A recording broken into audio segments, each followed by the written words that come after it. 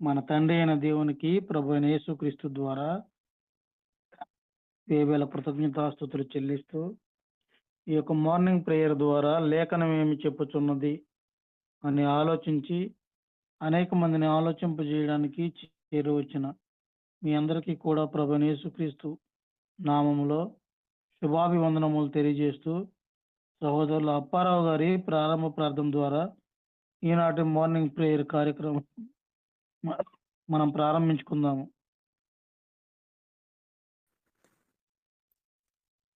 తండ్రి అయిన దేవుడికి కృతజ్ఞతలు, స్తుతులు, స్తోత్రాలు చేరి వచ్చిన మీ అందరికీ కూడా యేసుక్రీస్తు ప్రభు నామములో ప్రత్యేకంగా వందనాలు తెలియపరుచుకుంటున్నాం. సమయంలో ప్రార్థన చేసుకొని లేఖనం ఏమి చెప్పుచున్నదనే కార్యక్రమాన్ని ప్రారంభించుకుందాం.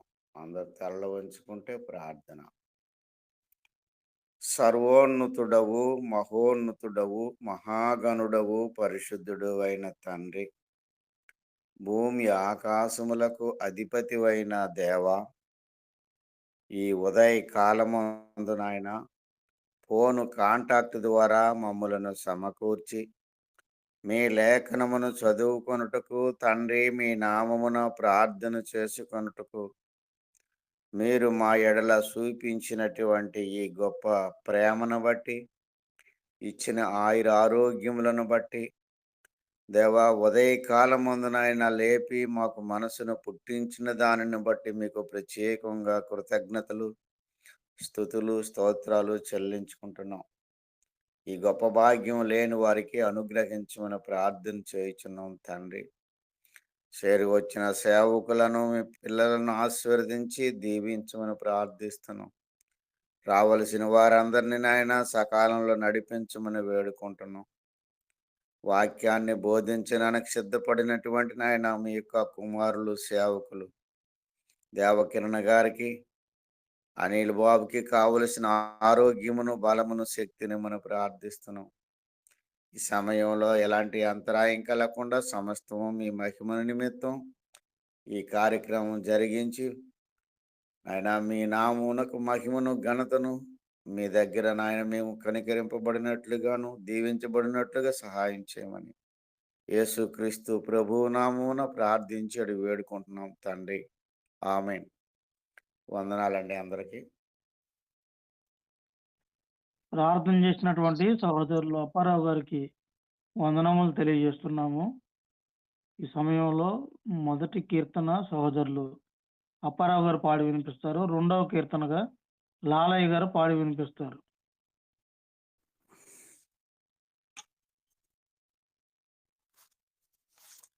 సరే, అందరికి వందనాలండి. ఈ సమయంలో నన్ను ఎంతగానో ప్రేమించను, నన్ను ఎంతగానో దీవించిననే పాట పాడుకున్నాం.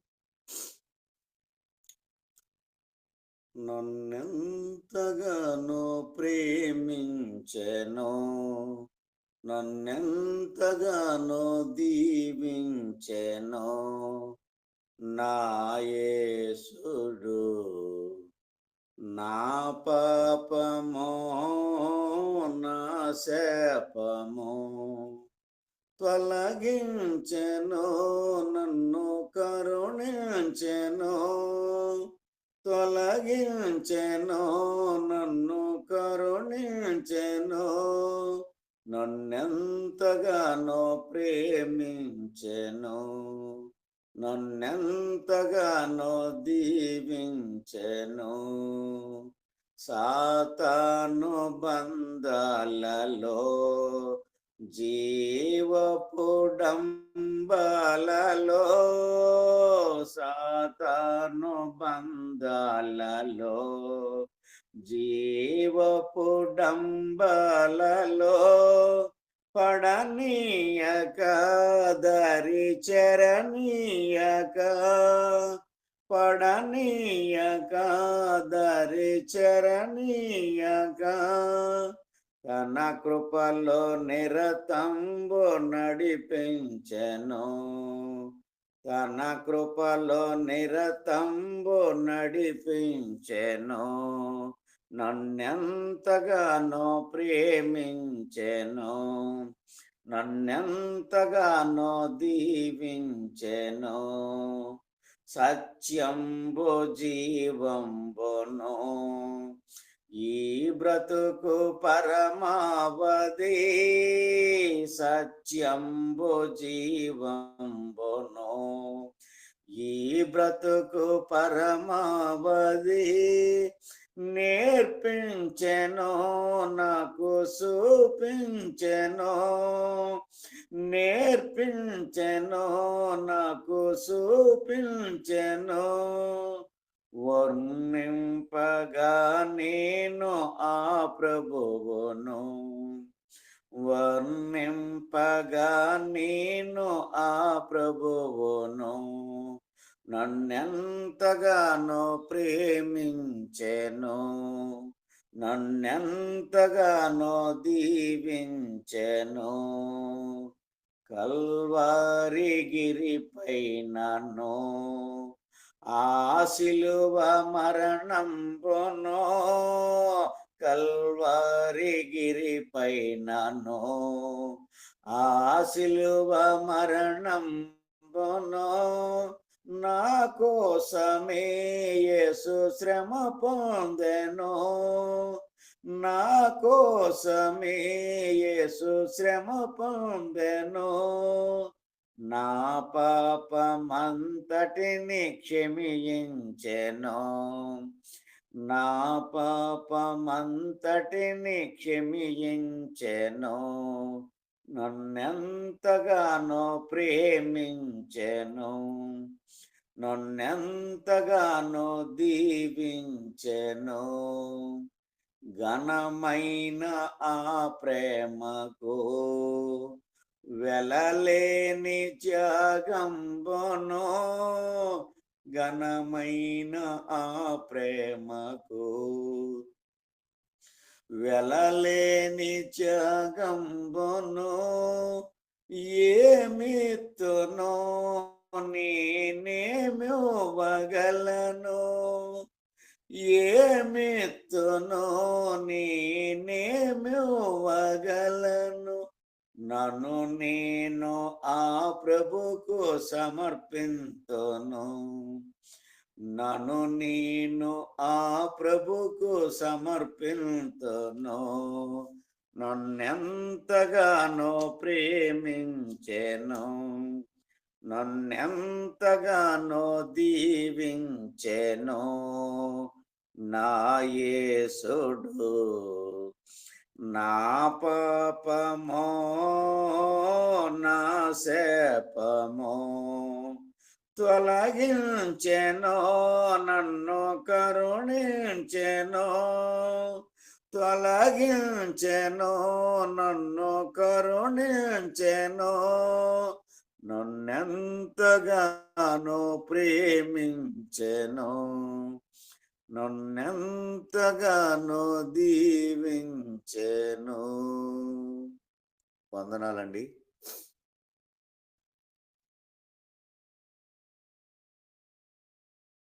క్రీస్తునామములో కూడి వచ్చిన సహోదరులందరికీ కూడా శుభాభివందనాలు తెలియజేస్తూ దేవుని కీర్తించడానికి ఒక పాట పాడుకుందాం.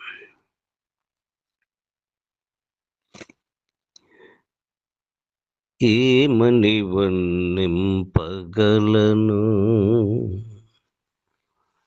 ఏమని వర్ణింపగలను, వర్ణన కందని క్రీస్తుని ప్రేమను ఏమని వర్ణింపగలను.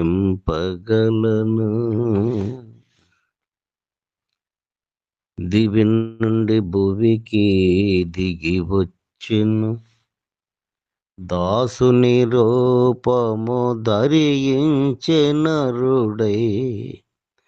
దివి నుండి భువికి దిగి వచ్చెను, దాసుని రూపము ధరించి నరుడై.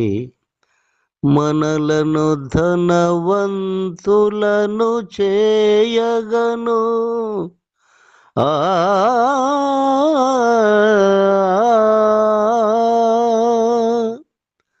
మనలను ధనవంతులను చేయగను, దారిద్రుడాయను శ్రీమంతుడగు ప్రభు. దారిద్రుడాయను శ్రీమంతుడగు ప్రభు. ఏమని వర్ణింపగలను, వర్ణన కందని క్రీస్తుని ప్రేమను. ఏమని వర్ణింపగలను. మంచివాని కొరకెవరైనను మరణించ తెగింపవచ్చునుగాని, మంచివాని కొరకెవరైనను మరణించ తెగింపవచ్చునుగాని, పాపులమై ఉన్న మన కొరకు ప్రభువు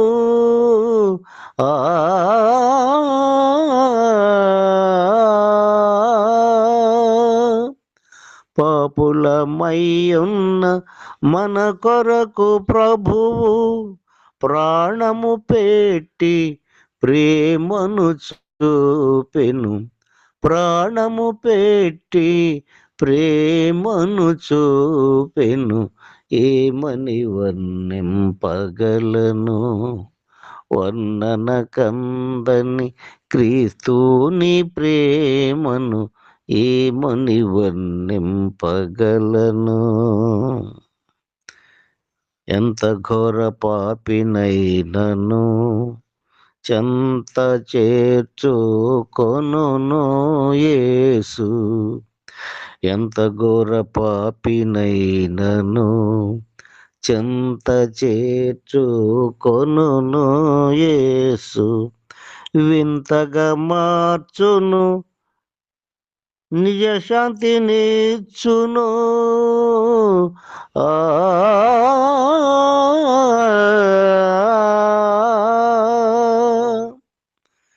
వింతగా మార్చును, నిజ శాంతినిచ్చును. ఇంత గొప్ప రక్షణను ఉచితముగా నిచ్చును. ఇంత గొప్ప రక్షణను ఉచితముగా నిచ్చును. ఏమని వర్ణింపగలను, వర్ణన కందని క్రీస్తుని ప్రేమను. ఏమని వర్ణింపగలను, ఏమని వర్ణింపగలను. వర్ణన కందని క్రీస్తుని ప్రేమను. ఏమని వర్ణింపగలను. వందనాలండి. వందనాలు. ఇప్పటి వరకు చక్కగా కీర్తనలు పాడి వినిపించినటువంటి సహోదరులు ఇరువురికి కూడా వందనములు తెలియజేస్తూ నిర్గమకాండము 40వ అధ్యాయము వాక్యపఠన భాగంగా చదువుకుందాము. సహోదరులు అప్పారావు గారు మొదటి నుంచి కూడా 16వ వచనం వరకు చదివి వినిపిస్తారు. 17వ వచనం నుండి చివరి వరకు నేను చదువుతాను. అందరికీ వందనాలండి. లాలయ్య గారికి ప్రత్యేకంగా వందనాలు. మజ్జికుపారావు గారి కన్నా మీరే బాగా పాడారండి పాట. వాక్యం చదువుకుందాం. మరియు యెహోవా మోషేతో ఇట్లనెను, మొదటి నెలలో మొదటి దినమున నీవు ప్రత్యేకపు గుడారపు మందిరమును నిలవబెట్టవలను. అచ్చట నీవు సాక్ష్యపు మందసమును నిలిపి ఆ మందసమును అడ్డతెరతో కప్పవలను. నీవు బలను లోపలికి తెచ్చి దాని మీద క్రమముగా ఉంచవలసిన వాటిని ఉంచి దీపవృక్షమును లోపలికి తెచ్చి దాని ప్రదీపములను వెలిగింపవలను. సాక్ష్యపు మందసము నెదుట ధూపము వేయు బంగారు వేదికను ఉంచి మందిర ద్వారమునకు తెరను తగిలింపవలను. ప్రత్యక్షపు గుడారపు మందిర ద్వారము ఎదుట దహన బలిపీఠమును ఉంచవలెను. ప్రత్యక్షపు గుడారమునకును బలిపీఠమునకును మధ్యను గంగాళమును ఉంచి దానిలో నీళ్లు నింపవలెను. తెరలను చుట్టూ ఆవరణమును నిలవబెట్టి ఆవరణ ద్వారము యొక్క తెరను తగిలింపవలెను. మరియు నీవు అభిషేక తైలమును తీసుకొని మందిరమునకును దానిలోని సమస్తమునకును అభిషేకము చేసి దాని ఉపకరణములన్నిటినీ ప్రతిష్ఠింపవలెను. అప్పుడు అది పరిశుద్ధమగును. దహన బలిపీఠమునకు అభిషేకము చేసి ఆ పీఠమును ప్రతిష్ఠింపవలెను. అప్పుడు ఆ పీఠము అతి పరిశుద్ధమగును. ఆ గంగాళమునకు దాని పీఠమునకు అభిషేకము చేసి దాన్ని ప్రతిష్ఠింపవలెను. మరియు నీవు అహరోనును అతని కుమారులను ప్రత్యక్షపు గుడారము యొక్క ద్వారమునొద్దకు తోడుకొని వచ్చి వారిని నీళ్లతో స్నానము చేయించి, అహరోను నాకు యాజకుడగునట్లు అతనికి ప్రతిష్ఠిత వస్త్రములను ధరింపజేసి అతనికి అభిషేకము చేసి అతన్ని ప్రతిష్ఠింపవలెను. మరియు నీవు అతని కుమారులను తోడుకొని వచ్చి వారికి చొక్కాయిలను తొడిగించి, వారు నాకు యాజకులగుటకై నీవు వారి తండ్రికి అభిషేకము చేసినట్లు వారికి నీ అభిషేకము చేయుము. వారి అభిషేకము తరతరములకు వారికి నిత్యమైన యాజకత్వ సూచనగా ఉండునన్ను. మోషే ఆ ప్రకారం చేసెను. యెహోవా అతనికి ఆజ్ఞాపించిన వాటినన్నిటినీ చేసెను. అలాగుననే చేసెను. వందనాలండి.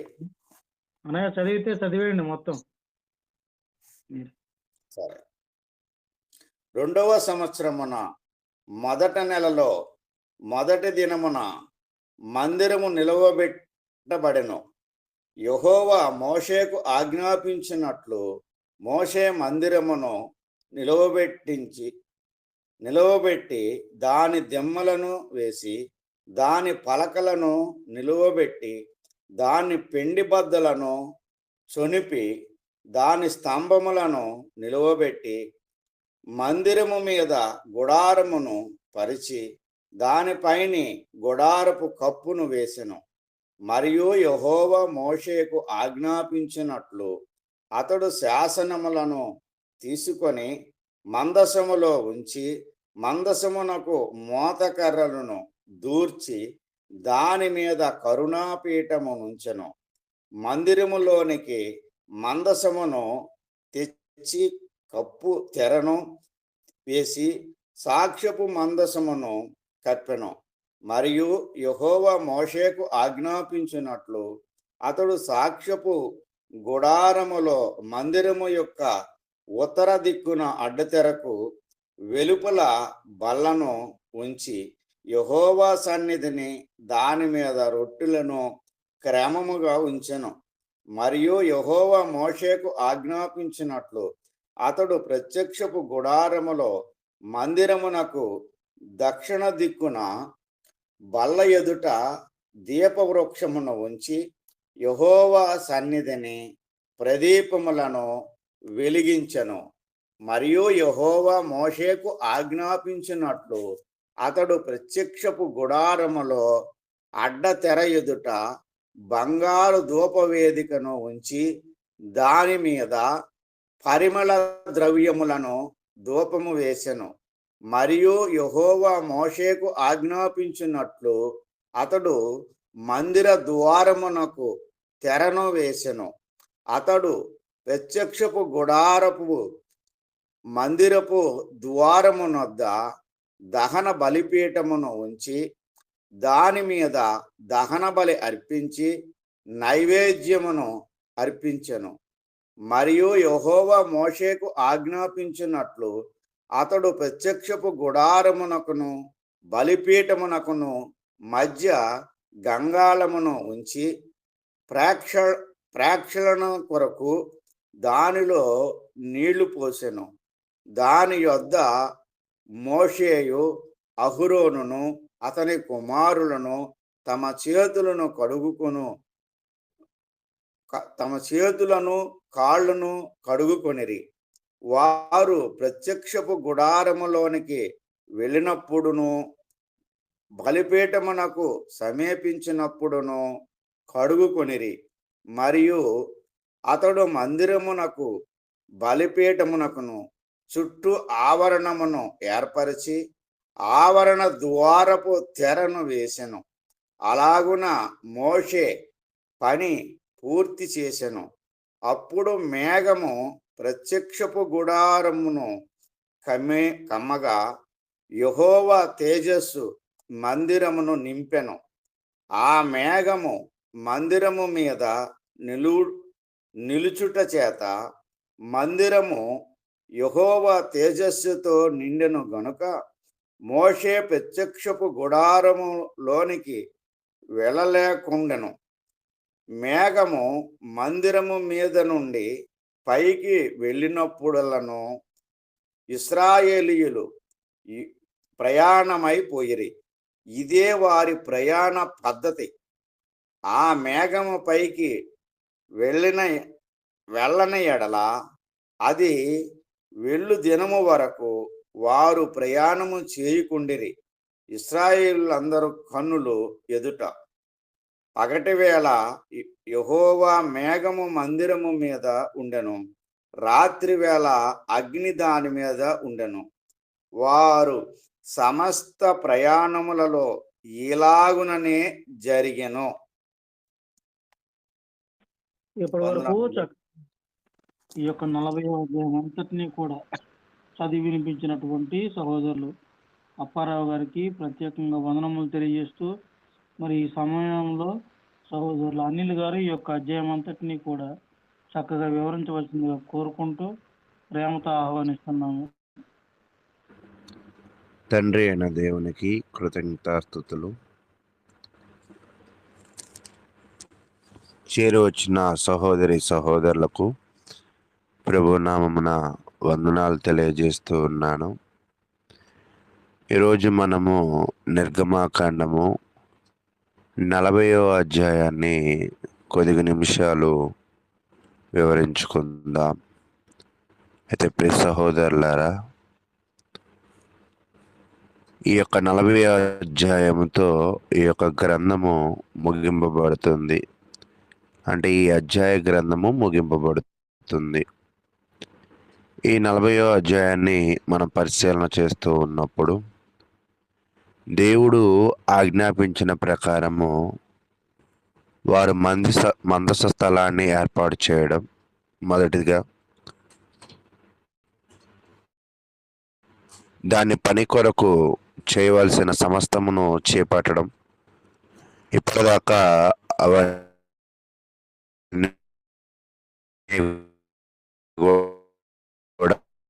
మనం చూసి ఉన్నాం.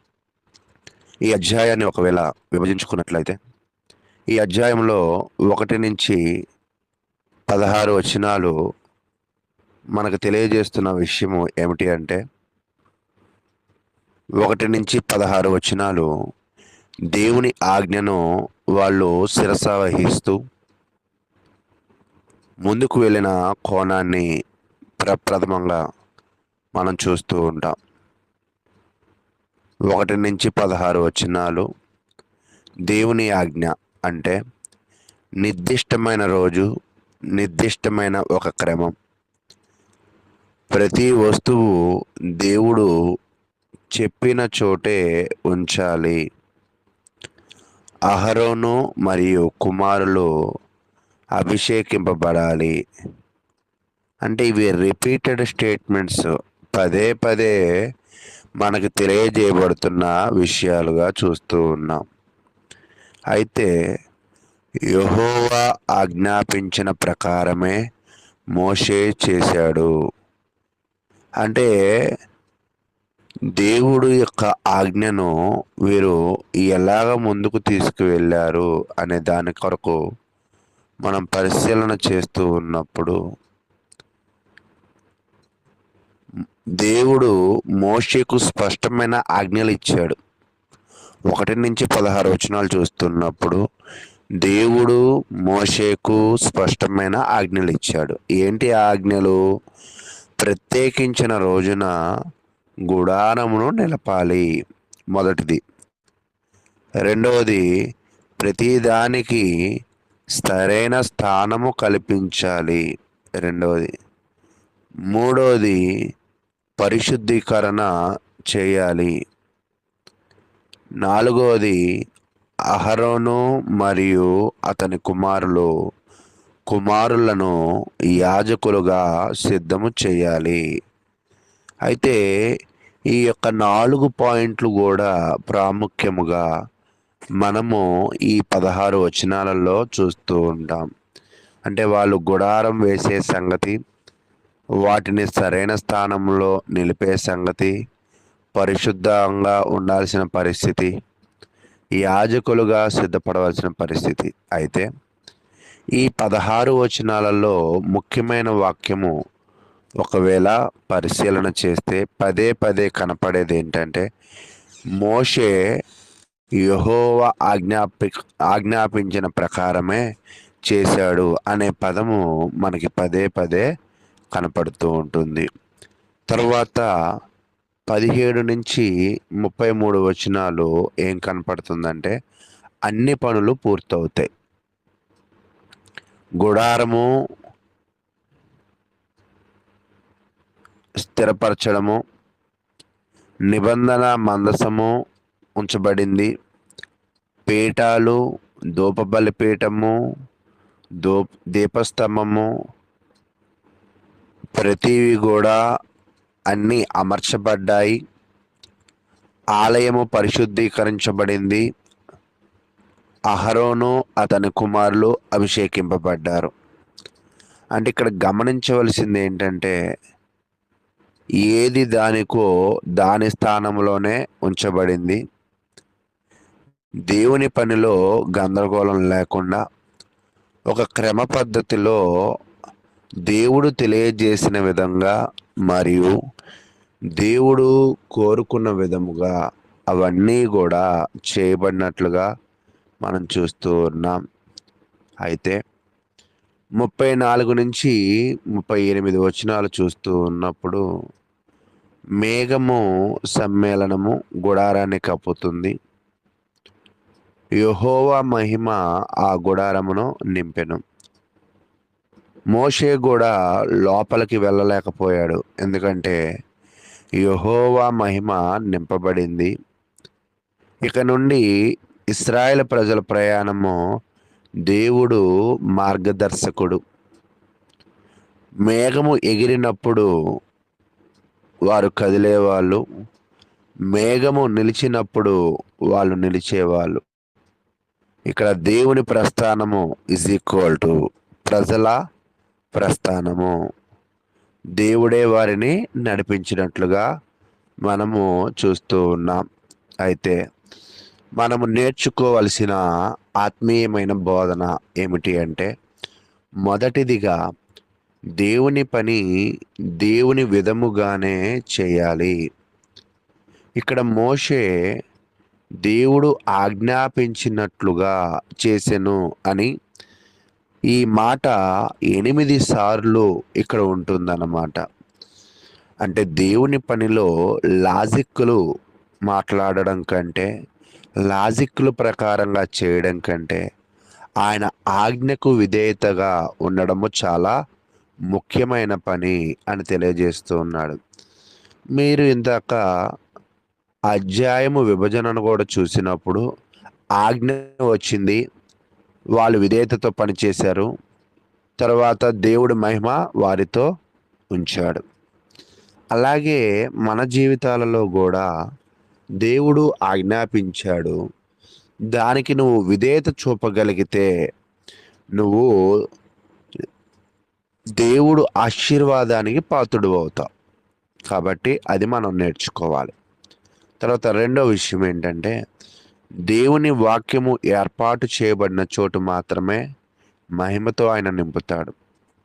ఇచ్చిన నిర్మాణము ప్రకారము అది పూర్తయినప్పుడు మాత్రమే దేవుని మహిమతో నింపబడింది. అలాగే ఈరోజు క్రైస్తవులమైన మనము కూడా సంపూర్ణులము అయినప్పుడే దేవుని మహిమను మనము చూడగలము. తర్వాత మూడవది, దేవుడు తోడుంటే నిజమైన జయం. అంటే వాళ్ళు చెక్కతో చేసిన గుడారము, బంగారము, ఇత్తడి వీటితో చేసిన పాత్రలో కాదు. దేవుడు ఉన్నాడా లేకపోతే వ్యర్థమే. అంటే దేవుడు తోడు ఎప్పుడు వస్తుంది అంటే ఆయనకు విధేయులైనప్పుడు. మనము ఆయన యొక్క విధేయతని ఎలా చూపిస్తామంటే ఆయనకి మనము చెప్పినట్లుగా నడుచుకోవడం వల్ల. అప్పుడు ఆయన మనకు తోడుంటాడు. కాబట్టి ఈ చెక్కనో బంగారాన్నో ఆశ్రయించమని వాళ్ళకి నేర్పించట్లేదు. దేవుడు చెప్పిన విధంగా వాటిని తయారు చేస్తే అది దేవుని తోడును నువ్వు కోరుకున్న వ్యక్తిగా తయారవుతావు. నాలుగవది, దేవుడు మార్గం చూపుతాడు. ఎప్పుడైతే విధేయతగా ఉంటావో, ఎప్పుడైతే మహిమ నింపబడిద్దో, ఎప్పుడైతే దేవుడు తోడుగా ఉండి నిన్ను విజయానికి పాత్రుని చేస్తాడో, అప్పుడు దేవుడు నీకు మార్గాన్ని చూపిస్తాడు. మేఘము దేవుని మార్గదర్శనంగా అలాగే చూపించింది. మన జీవితంలో కూడా వాక్యము పరిశుద్ధాత్మ మార్గదర్శనంగా ఉంటుంది. అందుకే రోమాపత్రికలో ఏమంటాడంటే 8వ అధ్యాయంలో, క్రీస్తు మీ కొరకు విజ్ఞాపన చేసెను, ఆత్మ మిమ్మలను నడిపించును అని చెప్తూ ఉంటాడనమాట. అయితే మనలను నడిపించడానికి క్రీస్తు, మనల్ని ముందుకు మన కొరకు విజ్ఞాపన చేయడానికి క్రీస్తు, మనల్ని నడిపించడానికి పరిశుద్ధాత్మ దేవుడు కూడా సిద్ధంగా ఉన్నాడు. అది ఎప్పుడు అంటే విధేయత కలిగి ఉండాలి, దేవుని మహిమతో నింపబడాలి, దేవుడు తోడును కోరుకోవాలి. అప్పుడు దేవుడు నడిపిస్తాడు. ఇక్కడ మనం గ్రహించవలసిన విషయం ఏంటంటే, సిద్ధమైన ప్రజలు, సిద్ధమైన స్థలం, సిద్ధమైన హృదయం, విధేయత, పరిశుద్ధీకరణ, మహిమ. అంటే ప్రజలు సిద్ధంగా ఉన్నారు, సిద్ధమైన స్థలాన్ని ఏర్పరిచారు. ఆ స్థలాన్ని ఎలా ఏర్పరచగలిగారంటే సిద్ధమైన హృదయముతో. అయితే అది ఏ గుణముతో అంటే విధేయత, పరిశుద్ధత. అప్పుడు మహిమ చేర్చబడింది. తరువాత దేవుని సన్నిధి లేకుంటే మన జీవితము కూడా ఖాళీ గుడారమే. అంటే దేవుని సమయానికి కదలాలి, దేవుని సమయానికి ఆగాలి. అంటే ఈరోజు మన యొక్క ప్రణాళికలు కూడా దేవుని చిత్తముతో మనము ముడివేసేవారిగాను, మన జీవితాన్ని కూడా దేవుని మార్గదర్శకాలను ముందుకెళ్లే వాళ్ళగా చూడాలి. కాబట్టి దేవుని ఆజ్ఞను పాటిస్తే దేవుని ఆశీర్వాదము, దేవునికి విధేయత కలిగితే దేవునిలో సంతోషము, దేవుని మార్గదర్శనంలో ముందుకు వెళ్తే మన జీవితాలకి భద్రత అని తెలియజేస్తూ ఉంది. కాబట్టి ప్రియ సహోదరులారా, ఈరోజు ఈ అధ్యాయంలో మరి ముఖ్యంగా మనం నేర్చుకోవాల్సిన విషయం ఏమిటి అంటే, మీరు బాగా గ్రహించండి.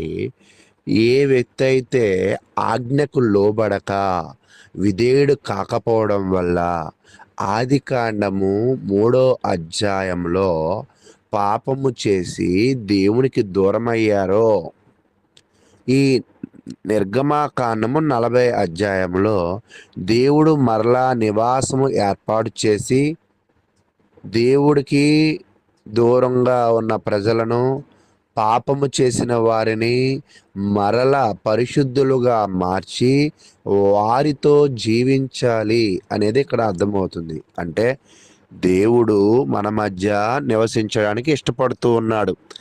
ఆయన ఎప్పుడు మనతో నివసించగలడు అంటే ఆయనకు మనం విధేయత చూపినప్పుడు, ఆయన ఆజ్ఞానుసారంగా మనం జీవించినప్పుడు, ఆయన మార్గదర్శకంలో మనము ముందుకు వెళ్ళినప్పుడు. కాబట్టి ఈరోజు దేవుని వాగ్దానము ఏంటి అంటే, ఇక్కడ వారు నేను మీ దేవుడను, మీరు నా ప్రజలు, నేను మీ మధ్య నివసింతును అనే దానిని తెలియజేస్తూ ఉన్నాడు. అయితే ఈరోజు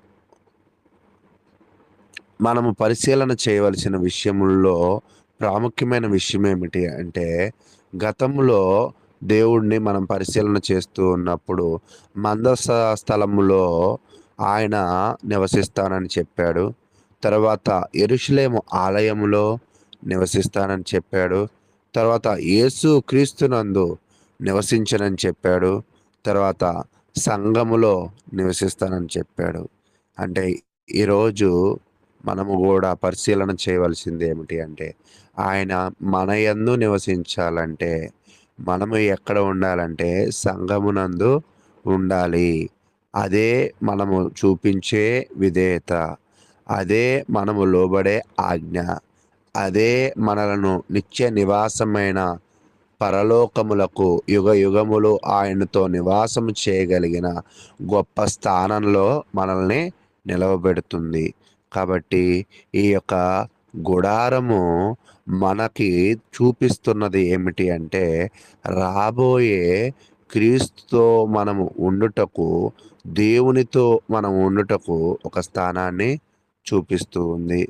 ఇక్కడ మరలా మనం పరిశీలన చేస్తున్నప్పుడు అహరోను మరియు కుమారులు అభిషిక్తులయ్యారు. మనిషి దేవుని దగ్గరకు స్వేచ్ఛగా రాలేడు. ఒక మధ్యవర్తిత్వం అవసరం. అలాగే రక్తము పరిశుద్ధీకరణ అవసరం.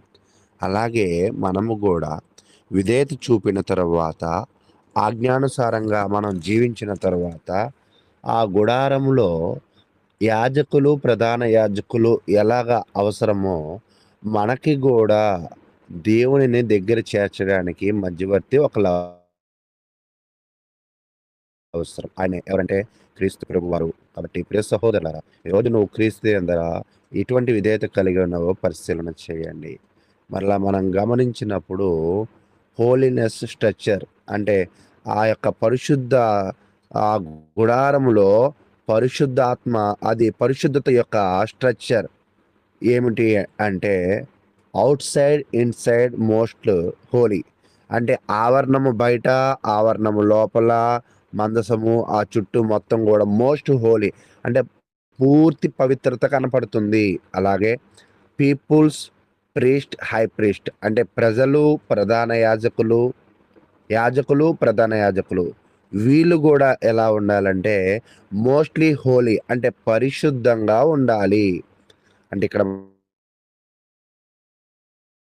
మనం గమనించవలసింది ఏంటంటే, దేవుని దగ్గరికి వెళ్ళేటప్పుడు పరిశుద్ధత అవసరం. ఎందుకు అంటే ఆయన పరిశుద్ధుడు. దేవుని దగ్గరకు నియమము లేని ప్రవేశము. అంటే ఈరోజు మనము దేవునితో ఉండాలి అంటే, దేవుడు మనతో ఉండాలి అంటే పరిశుద్ధత అవసరము, మధ్యవర్తి అవసరము, విధేయత ఉండాలి, ఆజ్ఞానుసారంగా జీవించాలి అని తెలియజేస్తూ ఉన్నాడు. అలాగా మనం ఉండగలిగితే, మేఘము కదిలితే ప్రజలు కదిలారు, మేఘము ఆగితే ప్రజలు ఆగేవారు. కాబట్టి దేవుడిని మనం మార్గదర్శకులుగా మనం చేసుకోవాలని దేవుని వాక్యం చేత మనం ఒకరిని ఒకరము హెచ్చరించుకుందాం. కాబట్టి ప్రియ సహోదరులారా, ఈ అధ్యాయముతో మనం చూస్తుంది ఏంటంటే, పాపముతో దూరమైన ప్రజలు మరలా దేవుడు ఒక కన్స్ట్రక్షన్ చేశాడు. ఆ కన్స్ట్రక్షన్ వల్ల ఆ పాపముతో ఉన్న ప్రజలు తిరిగి పరిశుద్ధులై, విధేయులై, ఆజ్ఞకు లోబడుతూ పవిత్రులై, మధ్యవర్తిత్వంగా ఉన్న యాజకుల ద్వారా, దేవుడు ఏర్పాటు చేసిన నిర్మాణం ద్వారా దేవుడు మరలా వారి మధ్యలో ఉండడానికి, మనం ఆది కాండములో సాయంకాలము పూట దేవుడు వారితో ఎలాగ మాట్లాడడానికి వచ్చాడో, అలాగే ఇక్కడ కూడా సమయమునకు ఆయన తన మేఘముతో నింపి వారిని నడిపించేవాడిగా, గతములో ఆదామును నడిపించడము చూసాం.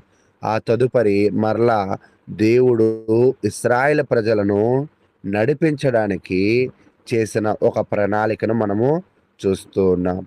కాబట్టి ఈ నూతన సంవత్సరంలో మనలో ఉన్న పాపములు విడిచిపెట్టండి, దేవునికి విధేయుడిగా ఉండండి, దేవుని ఆజ్ఞలకు లోబడండి, దేవుడు కోరుకున్నట్లుగా పవిత్రులుగా జీవించండి. అదే విధముగా మధ్యవర్తిత్వము అంటే మన పాపములను కడగడానికి మరి పాత నిబంధనలో ప్రధాన యాజకులు ఎలా అవసరమో ఈరోజు మన ప్రధాన యాజకుడు క్రీస్తు కూడా మనకి అవసరము. క్రీస్తునందు విశ్వాసం ఉంచండి. ఆ క్రీస్తు యొక్క మార్గదర్శనంలో నడవండి. ఆ క్రీస్తే నేనే మార్గము, నేనే సత్యము, నేనే జీవము కాబట్టి ఆయన ద్వారానే మనం పరలోకమును కూడా పొందగలము. కాబట్టి దేవునితో నివాస స్థలము క్రీస్తు ద్వారానే మనము పొందగలమని తెలియజేస్తూ ఇంతవరకు ఓపికగా విన్న మీ అందరికీ కూడా ప్రభు నామమున వందనాలు తెలియజేస్తూ ఉన్నాను. ఇప్పటి వరకు చక్కగా నిర్గమకాండం అంతటినీ కూడా 40 అధ్యాయాలు సహోదరులు ఈ రోజు వరకు చక్కగా వివరించుకుంటూ వచ్చారు. అందును బట్టి దేవునికి కృతజ్ఞతలు. సహోదరులు అనిల్ గారికి వందనములు తెలియజేస్తున్నాము. ఇప్పటి వరకు జరిగిన కార్యక్రమం అంతటి విషయమై అలాగే తదుపరి దేవకన్న గారి మెసేజ్ కొరకు ప్రార్థన చేయవలసిందిగా సహోదరులు ఏస్పాదం గారిని ప్రేమతో ఆహ్వానిస్తూ కోరుకుంటున్నాము. మంచిదండి, ప్రార్థన చేసుకుందాం. మమ్మల్ని మిక్కిలిగా ప్రేమించిన ప్రియ పరలోకపు తండ్రి, మీ ఘనమైన ఉన్నతమైన నామానికి మీ ప్రియకుమారుడును మా ప్రభువును రక్షకుడైన యేసుక్రీస్తు నామంలో మీకు స్తుతులు, స్తోత్రములు, కృతజ్ఞతలు తెలియజేసుకుంటున్నావు తండ్రి. మమ్మల్ని ప్రేమించి మా జీవితంలో వచ్చిన దినాన్ని బట్టి స్తుతులు తండ్రి. ఈ దినాన ఉదయకాల సమయంలో మరి నాయన ప్రార్థన చేసేటువంటి అవకాశాన్ని మాకు ఇచ్చారు. అలాగే పాటలు పాడి మీ నామాన్ని మహిమపరిచేటువంటి ఘనపరిచే గొప్ప భాగ్యాన్ని ఇచ్చారు. అలాగే మీ యొక్క పరిశుద్ధ గ్రంథాన్ని మేము చదివి ధ్యానించేటువంటి భాగ్యాన్ని మాకు ఇచ్చారు. అలాగే మీ యొక్క దాసుల ద్వారా, అనిల్ గారి ద్వారా నిర్గమాకాండంలో ఉన్నటువంటి విషయాలను మాకు బోధించారు. అలాగే మా ముందు మరో సేవకులు దేవకిరణ గారు పరిశుద్ధాత్మని యొక్క దైవత్వాన్ని గురించి మాకు తెలియజేస్తున్నారు. మరి ఈ రోజైతే పరిశుద్ధాత్మని గురించి ఏమేమి చెప్పాలనుకొని సమాచారాన్ని మా దగ్గర తీసుకొస్తున్నారో మరి ఆ సమాచారాన్ని తెలియజేస్తున్నటువంటి మీ దాసులకి సందర్భానుసారంగా సమయోచితంగా బోధించేటువంటి మంచి సామర్థ్యాన్ని మరింత మీ దాసులకి దయచేయమని కోరుకుంటున్నాం తండ్రి. అలాగే వినుచున్నటువంటి మాకు కూడా గ్రహించేటువంటి మనసును మాకు దయచేయమని, మాలో ఏమన్నా అపనమ్మకాలుంటే వాటిని తొలగించుకొని దృఢమైన శ్వాసముతో నాయన మేము నమ్మటానికి మాకు మంచి శ్వాసాన్ని దయచేయమని కోరుకుంటూ ఈ మనవులు మీ ప్రియకుమారుడును మా ప్రభువును రక్షకుడైన యేసుక్రీస్తు నామంలో ఈ మనవులన్నీ అడిగి వేడుకొనుచున్నాం ప్రియ పరలోకపు తండ్రి, ఆమేన్. చక్కగా ప్రార్థన చేసినటువంటి సహోదరులు ఏస్పాదం గారికి వందనములు తెలియజేస్తూ సహోదరులు దేవకర్ణ గారు వారికి ఇవ్వబడినటువంటి సమయం అంతటిని కూడా సంపూర్ణంగా వినియోగించుకోవాలని కోరుకుంటూ ప్రేమతో ఆహ్వానిస్తున్నాము.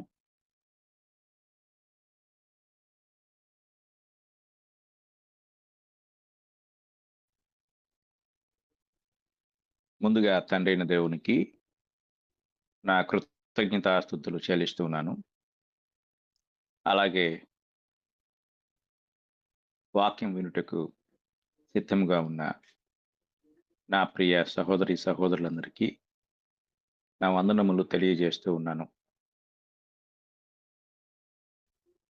ప్రియమైన వారులారా, దేవుని మహాకృపను బట్టి ఈరోజు మనము పరిశుద్ధాత్మ దేవుని గూర్చి అనగా దైవత్వంలో మూడవ వ్యక్తిగా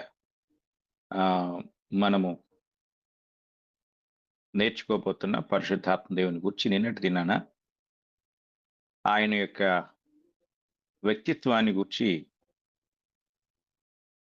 కొద్దిగా మనం తెలుసుకున్నాం. పరిశుద్ధాత్మ అనగా ఒక శక్తి కాదు కానీ ఆయన ఒక వ్యక్తి.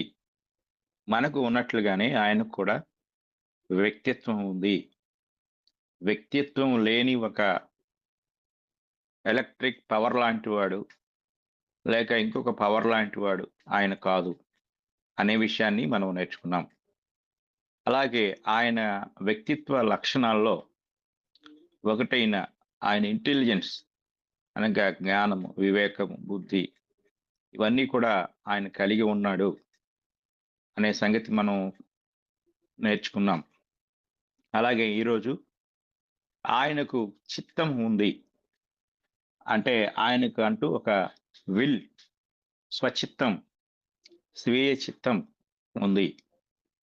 అంటే ఒక వ్యక్తికి మాత్రమే స్వీయ చిత్తము అనేది ఉంటుంది.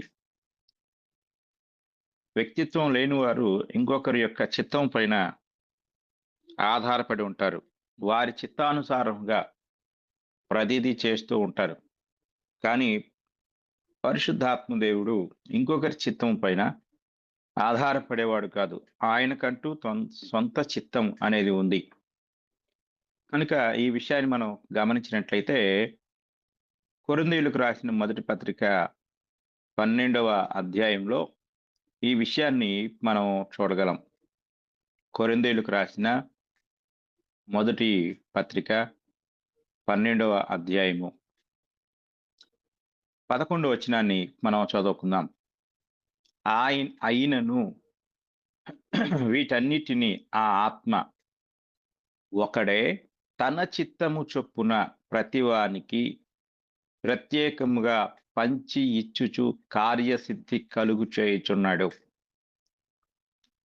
చాలా మంది తండ్రి చేత పంపబడిన కుమారుడు ఏ విధంగా తండ్రి చిత్తాన్ని నెరవేర్చాడు, ఆయనకంటూ ఒక చిత్తము లేదు.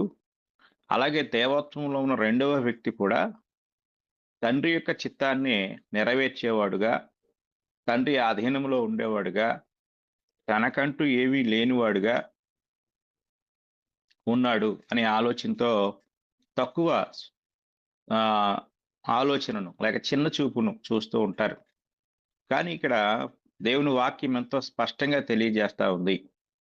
ఆయనను వీటన్నిటినీ ఆ ఆత్మ ఒకడే తన చిత్తము చొప్పున, తండ్రి చిత్తమో కుమారుని చిత్తమో అనేది కాదు, కానీ తన చిత్తము చొప్పున అనే మాట ఆయనకంటూ ప్రత్యేకమైన స్వంత చిత్తం అనేది ఉంది. ఆయన వ్యక్తిత్వం కలిగిన వాడు. ఆ వ్యక్తిత్వంలో ఒకటి తనకంటూ స్వంత చిత్తాన్ని కలిగి ఉండుట అనే విషయాన్ని మనం గ్రహించగలం. ఇక మూడో విషయానికి వస్తే ఆయనకు శక్తి ఉంది. ఆయన ఇంకొకరి శక్తి పైన ఆధారపడేవాడు కాదు. ఆయనకంటూ ఒక స్వంత శక్తి, ఒక స్వంత బలం అనేది ఉంది.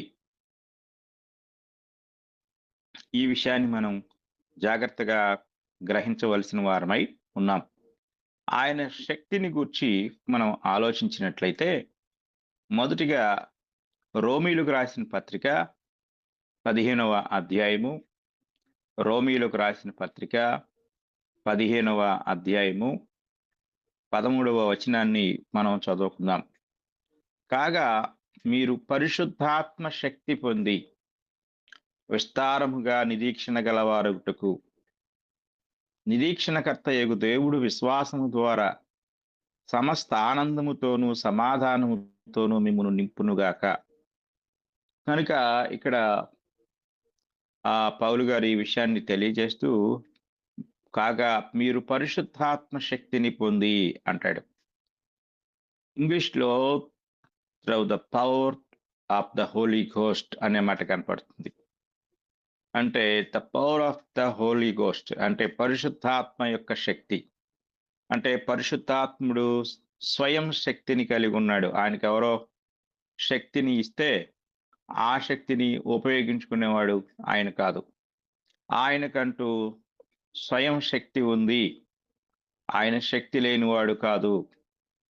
కనుక పరిశుద్ధాత్మను గురించి మనము సరి అయిన గ్రహింపుని కలిగి ఉన్నట్లయితే ఆయన స్వంత శక్తిని కలిగిన వాడుగా, ఆ శక్తి ద్వారా జరిగే కార్యములను ఆయన తనంతట తానుగానే నిర్వహించేవాడుగా ఉన్నాడు అనే సత్యాన్ని మనం పరిశీలించవలసిన వారమై ఉన్నాం. జకరియా గ్రంథం 4వ అధ్యాయం 6వ వచనంలో పరిశుద్ధాత్మ శక్తిని గూర్చి అక్కడ జకరియా గారు ఇలా రాస్తూ ఉంటారు. జకరియా గ్రంథం 4వ అధ్యాయం 6వ వచనం. అప్పుడు అతడు నాతో ఇట్లా నేను యెరుబ్బయలునకు ప్రత్యక్షమగు యెహోవా వాక్కు ఇదే, శక్తి చేతనైనను బలము చేతనైనను కాక నా ఆత్మ చేతనే ఇది జరుగునని సైన్యములకు అధిపతికి యెహోవా సెలవిచ్చెను. అంటే ఇది ఇంకొకరి శక్తి కాదు, యెహోవా వాక్కు ఇదే అంటున్నాడు దేవుడు మాట్లాడుతూ. శక్తి చేతనైనను అంటే అంటే మానవ శక్తి, మానవ బలము కాదు, పరిశుద్ధాత్మ ద్వారా పరిశుద్ధాత్ముడు కలిగించే ఆ గొప్ప కార్యం ఏంటో పై వచనం అంతా మన 1వ అధ్యాయం అంతా కూడా ఆ 4వ అధ్యాయం మొదటి నుండి చదువుకుంటూ వస్తే ఆ వివరాలు మనకు కనపడతాయి. అంటే పరిశుద్ధాత్ముడు భౌతికమైన శక్తి కంటే, బలము కంటే కూడా అతీతమైన వాడు, గొప్ప బలవంతుడు ఆయన. కనుక అలాంటి బలము కలిగిన వాడుగా మనం చూడొచ్చు. అలాగే పాత నిబంధనలో ఇంకొక ప్రవచనాన్ని కూడా మనం చూసినట్లయితే యెషయా గ్రంథము 11వ అధ్యాయము 2వ వచనం మనకు ఇంకొక విషయాన్ని తెలియజేస్తుంది. యెహోవా ఆత్మ జ్ఞాన వివేకములకు ఆధారముగు ఆత్మ, ఆలోచన బలములకు ఆధారముగు ఆత్మ, తెలివిని యెహోవా యెడల భయభక్తులను పుట్టించు ఆత్మ అతని మీద నిలుచును అని చెప్తూ యెహోవా ఆత్మను గూర్చిన వివరణ చెప్తున్నాడు. ఆ వివరణలో ఆ ఆత్మ జ్ఞాన వివేకములకు ఆధారము, ఆలోచన బలములకు ఆధారము, వీటన్నిటినీ కలిగిన వాడు, వీటన్నిటిని ఇంకొకరికి ప్రసాదించువాడు, అనుగ్రహించువాడు పరిశుద్ధాత్మ దేవుడు. కనుక పరిశుద్ధాత్మ దేవుడు శక్తి లేనివాడు కాదు, ఇంకొకరి శక్తి మీద ఆధారపడేవాడు కాదు. స్వయం చిత్తాన్ని, స్వయం వ్యక్తిత్వాన్ని, స్వంత శక్తిని ఆయన కలిగి ఉన్నాడు అనే విషయాన్ని మనం చాలా జాగ్రత్తగా పరిశీలించవలసిన వారమై ఉన్నాం.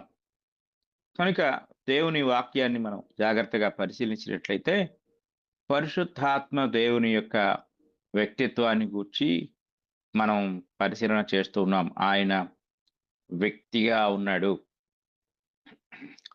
కనుక ఎఫెసీ పత్రిక 3వ అధ్యాయం 16వ వచనం కూడా పరిశుద్ధాత్ముని శక్తిని గూర్చి మనకు తెలియజేస్తుంది. ఎఫెసీ పత్రిక 3వ అధ్యాయం 15-16 వచనాలు. మీరు అంతరంగ పురుషుని యందు శక్తి కలిగి ఆయన ఆత్మ వలన బలపరచబడినట్లుగాను అంటే అంతరంగ పురుషుని యందు శక్తి కలిగి దేవుని ఆత్మ ద్వారా అనగా పరిశుద్ధాత్ముని ద్వారా మనం బలపరచబడతాం. అంటే పరిశుద్ధాత్ముడు శక్తి కలిగిన వాడు, బలం కలిగిన వాడు, ఆయన మనలను బలపరిచేవాడు, శక్తివంతులుగా చేసేవాడు అయి ఉన్నాడు.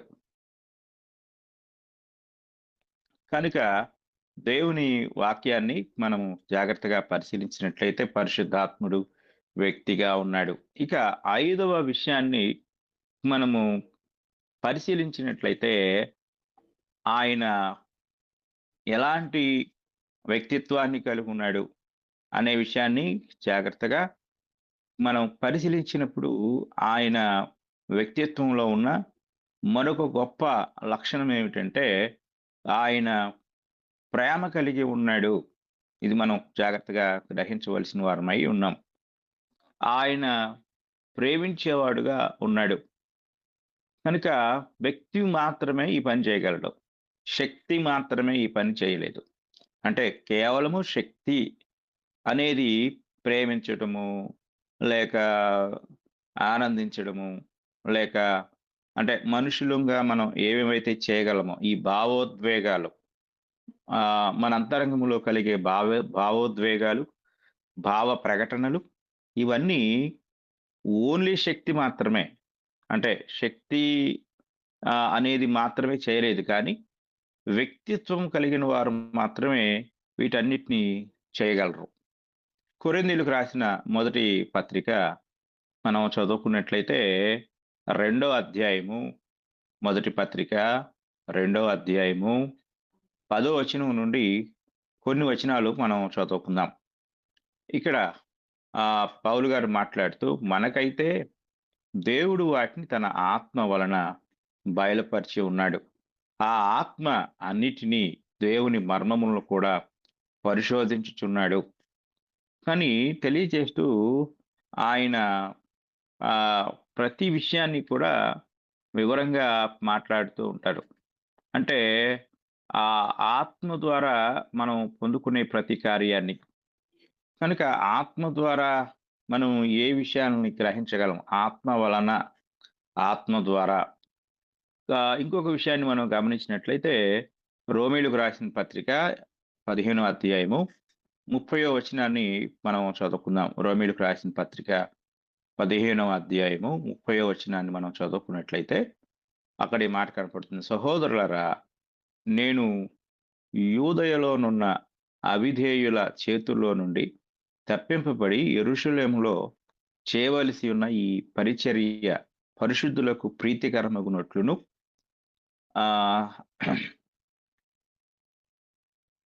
నేను దేవుని చిత్తం వలన సంతోషముతో మీ యొద్దకు వచ్చి మీతో కలిసి విశ్రాంతి పొందినట్లును మీరు నా కొరకు దేవునికి చేయు ప్రార్థనలందు నాతో కలిసి పోరాడవలనని మన ప్రభు అయిన యేసుక్రీస్తును బట్టి ఆత్మ వలని ప్రేమను బట్టి మిమ్మల్ని బతిమాలు కొనుచున్నాను.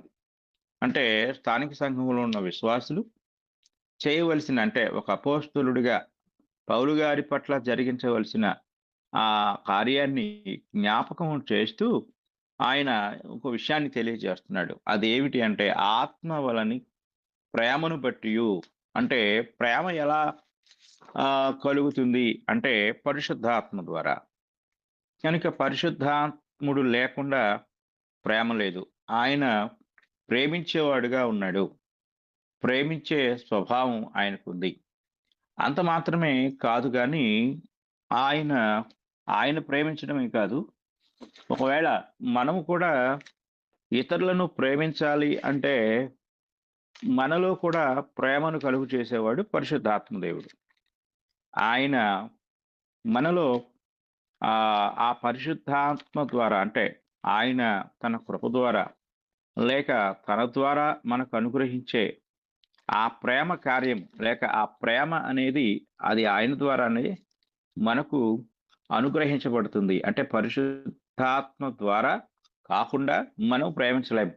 రోమీయులకు రాసిన పత్రిక 5వ అధ్యాయము 5వ వచనాన్ని మనం చదువుకుందాం. రోమీయులకు రాసిన పత్రిక 5వ అధ్యాయము 5వ వచనాన్ని మనం చదువుకున్నట్లయితే, ఎందుకనగా ఈ నిరీక్షణ మనలను సిగ్గుపరచదు, మనకు అనుగ్రహింపబడిన పరిశుద్ధాత్మ ద్వారా దేవుని ప్రేమ మన హృదయములలో కుమ్మరింపబడి ఉన్నది. దైవికమైన ప్రేమ ఎలా వస్తుంది అంటే పరిశుద్ధాత్మ ద్వారా. అంటే పరిశుద్ధాత్ముడు ప్రేమ లేనివాడైతే, ప్రేమ అంటే తెలియని ఒక మెటీరియల్ అయితే, లేక ఓన్లీ ఒక శక్తి మాత్రమే అయితే ఆయన మనల్ని ఎలా ప్రేమిస్తాడు, మనకి ఎలా ప్రేమను అనుగ్రహిస్తాడు మనం ఆలోచించవచ్చు. కానీ ఆయనలో ప్రేమ ఉంది. అంటే మనము యోహాను రాసిన మొదటి పత్రిక అంతా చదివితే ఆ పత్రికలో ఎక్కువ సార్లు ప్రేమను గురించి మాట్లాడుతూ దేవుడు ప్రేమస్వరూపి, ప్రేమ లేనివాడు ఆయన వాడు కాడు. కనుక ఆయన ప్రేమ అయి ఉన్నాడు, ప్రేమించమనే ఆజ్ఞను మనకిచ్చి ఉన్నాడు. కనుక పరిశుద్ధాత్మ దేవుడు దైవత్వంలో ఒక వ్యక్తిగా ఉన్నాడు. కనుక దైవత్వం యొక్క లక్షణాల్లో ఒక లక్షణం ప్రేమించడం. ఆ ప్రేమ, ఆయన ప్రేమ అయి ఉన్నాడు, ఆయన ప్రేమించేవాడుగా ఉన్నాడు. అలాగే మనలో కూడా ప్రేమించే స్వభావాన్ని కుమ్మరించేవాడుగా ఉన్నాడు, అనుగ్రహించేవాడుగా ఉన్నాడు. అంటే పరిశుద్ధాత్ముడు లేకుండా మనం ప్రేమించలేం. ఒకవేళ ఆ ప్రేమ దాన్ని ఏమంటారంటే లౌకిక ప్రేమ అంటారు. అంటే అది ఆదాము యొక్క తత్వాన్ని బట్టి వచ్చిన ప్రేమ. ఆదాము తత్వాన్ని బట్టి వచ్చిన ప్రేమ అది స్వార్థంతోనూ ఇంకా రకరకాల విధానాలతోనూ ఉంటుంది. దానికి కొన్ని పరిమితులు ఉంటాయి. ఆ ప్రేమ వేరు. ఇప్పుడు ప్రస్తుతం లోకంలో చలామణి అవుతున్న ప్రేమ ఆదాము యొక్క స్వభావం బట్టి వచ్చిన ప్రేమ. ఆ ప్రేమ కపటముతోనూ, కుయుక్తితోనూ, లౌకికమైన స్వభావంతోనూ వచ్చిన ప్రేమ. కానీ కడపటి ఆదాము ద్వారా రక్షించబడిన వారి హృదయాల్లో పరిశుద్ధాత్ముడు కుమ్మరించే ప్రేమ అది దైవికమైన ప్రేమ. అది నిస్వార్థమైనది. ఇంకా చాలా, చాలా చాలా లక్షణాలు ప్రేమను గూర్చి మనం దైవత్వంలో మొదటి భాగంలో చెప్పుకున్నాం. దేవుని యొక్క గుణ లక్షణాల్లో ఆయన ఏం కలిగున్నాడు అంటే ప్రేమ కలిగున్నాడు. ఆ ప్రేమ యొక్క లక్షణాలేంటి? ఆ ప్రేమ యొక్క స్వభావం ఏమిటి? చాలా విషయాలు ప్రేమను గూర్చి మనం చెప్పుకున్నాం. ఆ ప్రేమ దైవికమైన ప్రేమ. ఆ ప్రేమను మనలో కుమ్మరించేవాడు లేక అనుగ్రహించేవాడు పరిశుద్ధాత్ముడు. ఎందుకంటే ఆయన స్వయంగా ప్రేమయ్యి ఉన్నాడు. కనుక ఈ లక్షణాలు మనం జాగ్రత్తగా పరిశీలించినట్లయితే ఆయన ప్రేమించేవాడుగా ఉన్నాడు. ఆయన ప్రేమయ్యి ఉన్నాడు అనే సత్యాన్ని మనం చాలా జాగ్రత్తగా ఆలోచించవలసిన వారమై ఉన్నాం. ఇక ఇంకొక విషయాన్ని మనం జాగ్రత్తగా పరిశీలించినట్లయితే ఆయన పర్యవేక్షిస్తూ ఉంటాడు. అంటే ఆయన ఒక మనలందరినీ కూడా తన యొక్క ఒక ప్రత్యేకమైన పర్యవేక్షణలో లేక అబ్జర్వేషన్ అంటే మనల్ని ఆయన గమనిస్తూ ఉంటాడు. పర్యవేక్షిస్తూ ఉంటాడు. ఇది మనం జాగ్రత్తగా గ్రహించవలసిన వారమై ఉన్నాం. కనుక ఆయనకంటూ స్వంత వ్యక్తిత్వం ఉంది. ఆయనకంటూ కొంత స్వంత స్వభావ లక్షణాలు ఉన్నాయి. ఇవి మనము చాలా జాగ్రత్తగా ఆలోచించవలసిన వారమై ఉన్నాం. కనుక ఆయన యొక్క స్వభావ లక్షణాలు, ఆయన యొక్క ఆలోచనలు, ఆయన యొక్క విధానాలు మనము గ్రహించినట్లయితే ఆయన మన పట్ల ఒక ప్రత్యేకమైన ఆలోచన కలిగి ఉన్నాడు, గ్రహింపు కలిగి ఉన్నాడు, వివేకం కలిగి ఉన్నాడు. ఇది పరిశుద్ధాత్మ యొక్క స్వభావమై ఉన్నది, పరిశుద్ధాత్మ యొక్క లక్షణమై ఉన్నది, పరిశుద్ధాత్మ యొక్క గ్రహింపై ఉన్నది. కానీ ఈరోజు చాలా మంది అలాంటి పరిశుద్ధాత్మని యొక్క స్వభావాన్ని కానీ లేక గ్రహింపును కానీ గుర్తెరగకుండా పరిశుద్ధాత్ముడు ఒక మరమనిషిలాగా, పరిశుద్ధాత్ముడు కేవలము మనుషుల యొక్క గుప్పిట్లో ఉండేవాడో లేక మనుషుల యొక్క పర్యవేక్షణలో ఉండేవాడో, మనుషుల యొక్క ఆజ్ఞకు కట్టుబడి పనిచేసేవాడుగాను చాలా మంది ఒక పొరపాటు అవగాహన కలిగి ఉన్నారు.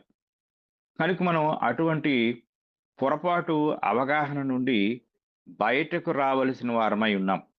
బయటికి వచ్చి దేవుని వాక్యము పరిశుద్ధాత్మను గురించి ఏ సంగతులు మనకు బోధిస్తూ ఉందో ఆ సంగతుల పట్ల సంపూర్ణమైన జ్ఞానము, వివేకము, గ్రహింపు కలిగి లేకపోతే పరిశుద్ధాత్మ దేవుని గురించి మనము కూడా తప్పుగా ఆలోచించే వారముగా, తప్పుగా అర్థం చేసుకునే వారముగా ఉంటాం. అది చాలా ప్రమాదకరమైన విధానం.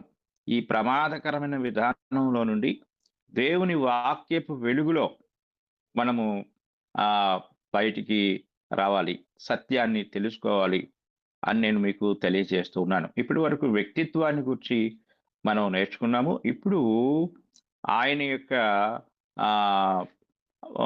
వ్యక్తిగతమైన ఉచ్చారణలు, అంటే ఆయనకున్న ప్రొనౌన్సియేషన్స్, అంటే ఆయన ఎలాగ మనం ప్రొనౌన్స్ చేయాలి, సంబోధించాలి, ఆయన ఎలా సంబోధించాలి అనేది చాలా ప్రాముఖ్యమైన విషయం. చాలామంది ఆయన్ను సంబోధించే విషయంలో పొరపాటు పడుతూ ఉంటారు. పరిశుద్ధాత్మునికి వ్యక్తిగతమైన పేరు లేదు. పరిశుద్ధాత్మ అనే ఒక బిరుదు మాత్రమే ఆయనకు ఉంది. మనము తండ్రి అయిన దేవుని గురించి ఆలోచిస్తూ ఉన్నప్పుడు, నేర్చుకుంటున్నప్పుడు ఆయనకు ఒక పేరుంది. నా పేరు ఇదే, యెహోవా నిరంతర నామం అని మోషే గారికి ఆయన పరిచయం చేసుకుంటూ ఉంటాడు. అలాగే ప్రభు అయిన యేసుక్రీస్తు వారి గురించి మనం ఆలోచించినప్పుడు నిత్యత్వంలో ఆయనకు ఒక పేరు ఉంది. వాక్యము అను నామము ఆయనకు కలదు అని ప్రకటన గ్రంథంలో మనం చూసాం. కానీ పరిశుద్ధాత్మునికి వ్యక్తిగతమైన పేరు ఏమీ లేదు. కానీ ఆయన యొక్క ఆ స్వరూపాన్ని తెలియజేసే ఆత్మ అనగా పరిశుద్ధ ఆత్మ అనే పేరు మాత్రమే మనకు బైబిల్ గ్రంథం తెలియజేసింది. ప్రభువైన యేసు యేసుక్రీస్తు వారికి ఈ యొక్క మనం పేరుని అంటే ఇంతకు ముందు చెప్పుకున్న ఇన్కార్నేషన్‌లో నేర్చుకున్నాం.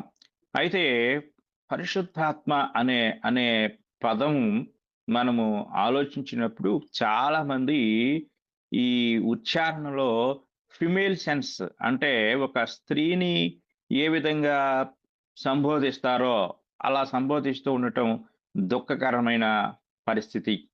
కానీ ఇక్కడ మనం ఆలోచించినప్పుడు పరిశుద్ధాత్మ దేవుని గూర్చి యేసుక్రీస్తు వారు ఎలా ఉచ్చరించారు, ఎలా ప్రొనౌన్స్ చేశాడు, ఆయన ఎలా మాట్లాడారు అనే సత్యాన్ని మనం జాగ్రత్తగా పరిశీలించినట్లయితే యోహాను సువార్త 14వ అధ్యాయము 16వ వచనం ఇలా మనకు తెలియజేస్తూ ఉంది. యోహాను సువార్త 14వ అధ్యాయం చూడండి. యోహాను సువార్త 14వ అధ్యాయంలో 16వ వచనాన్ని మనం చదువుకుందాం. అక్కడ యేసుక్రీస్తు వారు పరిశుద్ధాత్మను గురించి మాట్లాడుతున్న మాటలు, నేను తండ్రిని వేడుకొందును మీ యొద్ద ఎల్లప్పుడూ ఉండుటకై ఆయన వేరొక ఆదరణకర్తను అనగా సత్య స్వరూపియగు ఆత్మను మీకు అనుగ్రహించును. ఇక్కడ చూడండి, వేరొక ఆదరణకర్త అన్నాడు, లేక ఉత్తరవాది అని మూల భాషలో రాయబడింది. సత్య స్వరూపియకు ఆత్మను మీకు అనుగ్రహించును అనే మాట ఇక్కడ కనపడింది. 17వ వచనంలో లోకము ఆయనను చూడదు, ఆయనను ఎరుగదు, కనుక ఆయనను పొందనేరదు. మీరు ఈ వచనాల్లో దృష్టి సారించవలసిన పదాలు ఏమిటంటే ఆయన, ఆయన, ఆయన, ఆయన అనే మాటలు.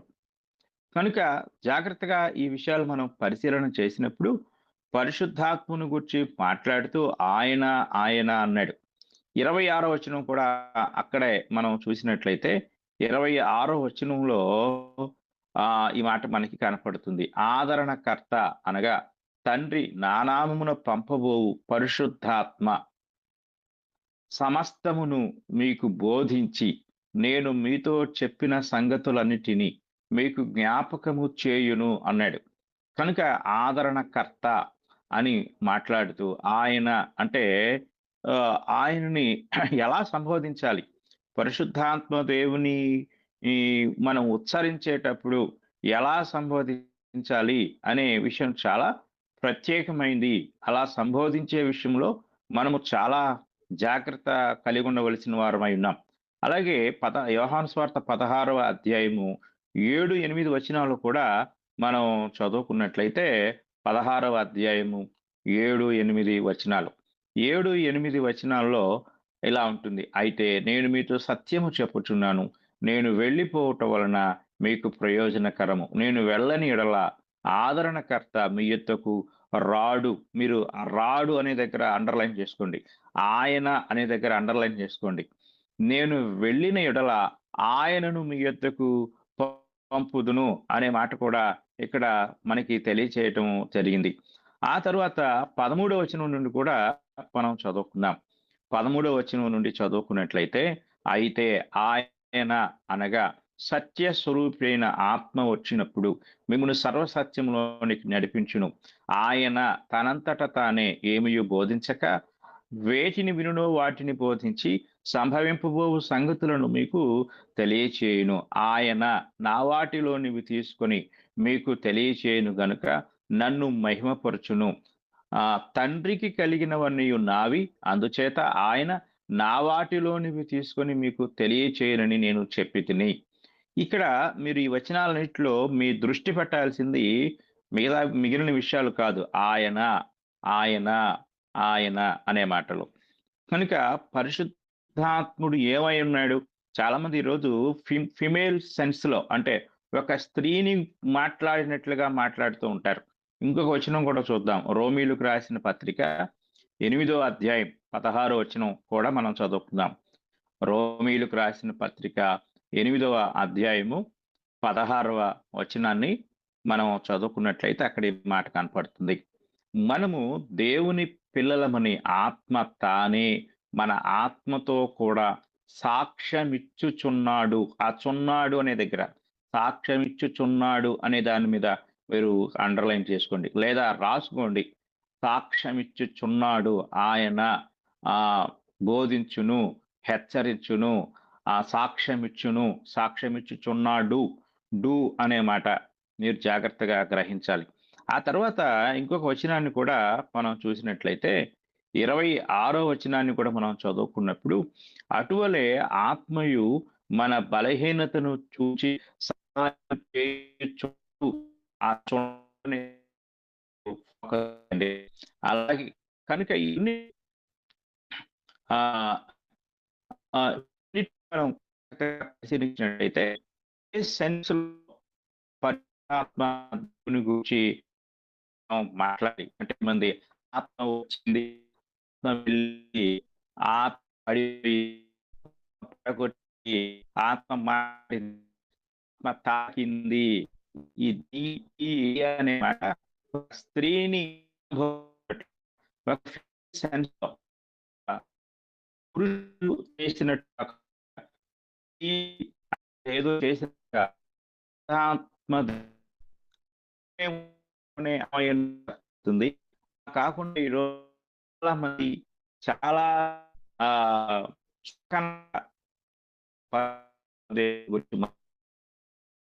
ఆత్మ వచ్చింది, ఆత్మ వెళ్ళింది, ఇది అనే మాటతో ఆయన చాలా పురుషునిగా మీరు మిమ్మల్ని పట్టుకుని స్త్రీ సెన్స్ తో, అంటే ఫిమేల్ సెన్స్ తో, స్త్రీలింగంతో మిమ్మల్ని సంబోధిస్తే మీకు ఎలా ఉంటుంది ఆలోచించండి. అది తీవ్రమైన అవమానంగా మనం మాట్లాడుతూ ఉంటాం, భావిస్తూ ఉంటాం. కనుక పరిశుద్ధాత్మ దేవుని గూర్చి సంబోధించేటప్పుడు మన ప్రొనౌన్సియేషన్ అనగా మన ఉచ్చారణ చాలా జాగ్రత్తగా ఉండాలి. కనుక ఆయన యొక్క ఆయన గూర్చి మనం మాట్లాడేటప్పుడు ఇవి చాలా జాగ్రత్తగా మనం చేయవలసిన పనులుగా ఉన్నాయి. చాలా మంది మాట్లాడే విషయంలో అజాగ్రత్తగా మాట్లాడతారు, అవివేకంగా మాట్లాడతారు, గ్రహింపు లేకుండా మాట్లాడతారు. అసలు వారు ఏం మాట్లాడుతున్నారో వారికే తెలియకుండా పరిశుద్ధాత్మ దేవుని గురించి మాట్లాడుతూ ఉంటారు. కనుక మాట్లాడేటప్పుడు చాలా జాగ్రత్తగా మాట్లాడాలి. మనం మాట్లాడుతుంది దేవుని గురించి కనుక పద ప్రయోగాలు, సంబోధనలు ఇవన్నీ చాలా జాగ్రత్తగా ఉండాలి. ఒక కలెక్టర్ గారి దగ్గరకో, ఓ ముఖ్యమంత్రి గారి దగ్గరకో వెళ్ళినప్పుడు మన నోట నుండి వచ్చే ప్రతి మాట ఎంతో ఆచితూచి జాగ్రత్తగా మాట్లాడతాం.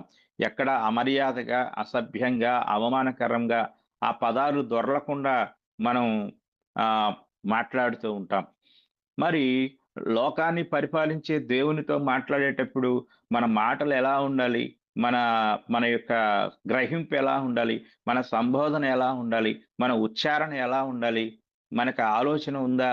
చాలా మంది అనాలోచితంగా నోటికి వచ్చినట్లుగా, తమకు తోచినట్లుగా మాట్లాడుతూ ఉంటారు. కనుక పరిశుద్ధాత్మ దేవుని గురించి మనము గ్రహింపుతో మాట్లాడాలి, చాలా కేర్ఫుల్గా ఉండాలి అనే విషయాన్ని నేను మీకు తెలియజేస్తున్నాను. కనుక ఉచ్చారణ, ఆయన గూర్చి ఉచ్చరించేటప్పుడు మనం ముందు ఈ గ్రహింపు కలిగి ఉండాలి.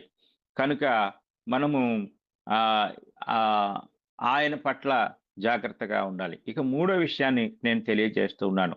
ఆయన వ్యక్తిగత చర్యలు లేక ఆయన వ్యక్తిగత కార్యాలు, ఆయన ఎలా ఆయన ప్రవర్తిస్తారు, లేకపోతే ఆయన పనిచేస్తారు అనేది మనం జాగ్రత్తగా గ్రహించాలి.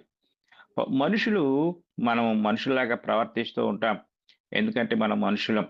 పరిశుద్ధాత్మ దేవుడు ఒక వ్యక్తిలాగా, ఒక వ్యక్తిత్వం కలిగిన వ్యక్తిలాగా ఆయన యొక్క వ్యక్తిత్వ ప్రదర్శన జరుగుతుంది. ఆయన కార్యాలు జరిగిస్తాడు. ఆయన ఎలా కార్యాలు జరిగిస్తాడు, ఆయన కార్యాలు ఏమిటి అనేది మనం ఆలోచించినట్లయితే, ఆయన మాట్లాడతాడు. మొట్టమొదటిగా ఆయన మాట్లాడే విధానాన్ని మనం జాగ్రత్తగా పరిశీలించినట్లయితే అపోస్తుల కార్యముల గ్రంథం 13వ అధ్యాయము 2వ వచనాన్ని మనం చదువుకుందాం. అపోస్తుల కార్యముల గ్రంథం 13వ అధ్యాయము 2వ వచనాన్ని చదువుకుంటే, వారు ప్రభువును సేవించుచు ఉపవాసము చేయుచుండగా పరిశుద్ధాత్మ నేను బర్నబాను సౌలును పిలిచిన పని కొరకు వారిని నాకు ప్రత్యేకపరచుడని వారితో చెప్పెను. ఈ మాట మనం జాగ్రత్తగా పరిశీలించినట్లయితే ఆయన చెప్తున్నాడు, మాట్లాడుతున్నాడు. అంటే పరిశుద్ధాత్ముడు తన కార్యనిర్వహణలో భాగంగా ఆయన మాట్లాడతాడు.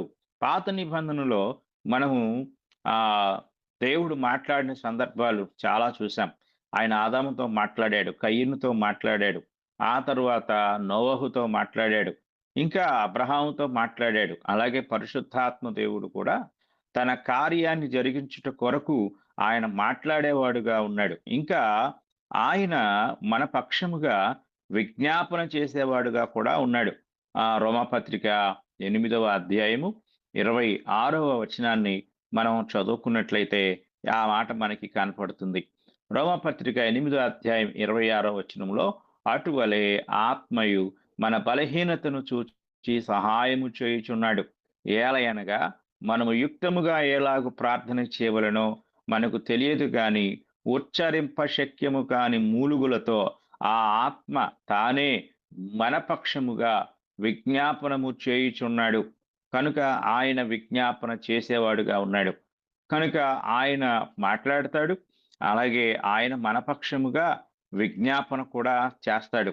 అలాగే ఇంకొక విషయాన్ని మనం జాగ్రత్తగా గమనించినట్లయితే ఆయన సాక్ష్యం ఇస్తాడు. యోహాను సువార్త 15వ అధ్యాయము 26వ వచనాన్ని మనం చదువుకున్నట్లయితే, యోహాను సువార్త 15వ అధ్యాయము 26వ వచనంలో పరిశుద్ధాత్ముడు చేసే ఇంకొక పని ఏమిటంటే, తండ్రి యొద్ద నుండి మీ యొద్దకు నేను పంపబోవు ఆదరణకర్త అనగా తండ్రి యొద్ద నుండి బయలుదేరు సత్య స్వరూపి అయిన ఆత్మ వచ్చినప్పుడు ఆయన నన్ను గూర్చి సాక్ష్యమిచ్చును. ఆయన సాక్ష్యమిస్తాడు, ఆయన మాట్లాడతాడు, ఆయన విజ్ఞాపన చేస్తాడు, ఆయన సాక్ష్యమిస్తాడు.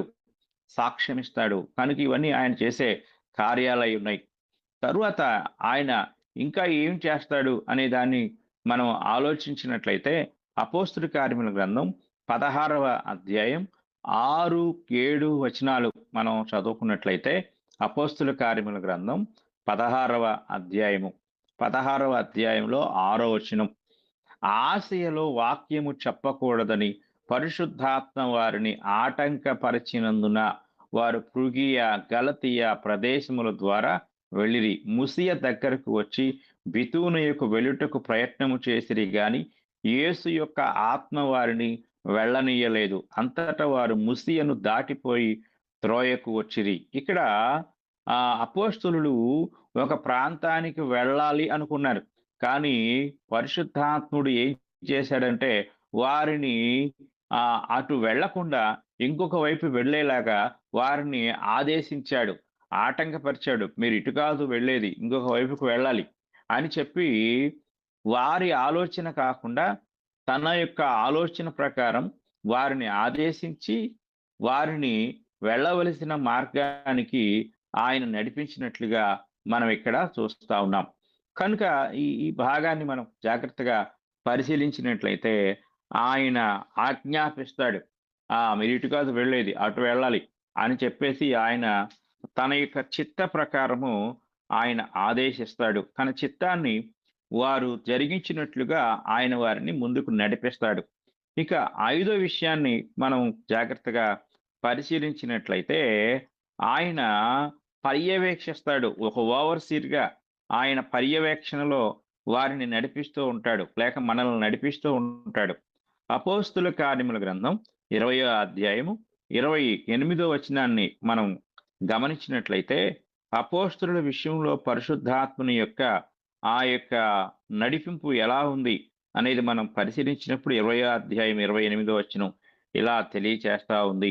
దేవుడు తన స్వరక్తం ఇచ్చి సంపాదించిన తన సంఘమును కాయుటకు పరిశుద్ధాత్మ మిమ్మును దేవుని యందు అధ్యక్షులనుగా ఉంచెను. ఆ యావత్తు మందును గూర్చియు మీ మట్టుకు మిమ్మును గూర్చియు జాగ్రత్తగా ఉండుడి. దేవుడు అనగా మూల భాషలో ప్రభు అని ఉంది.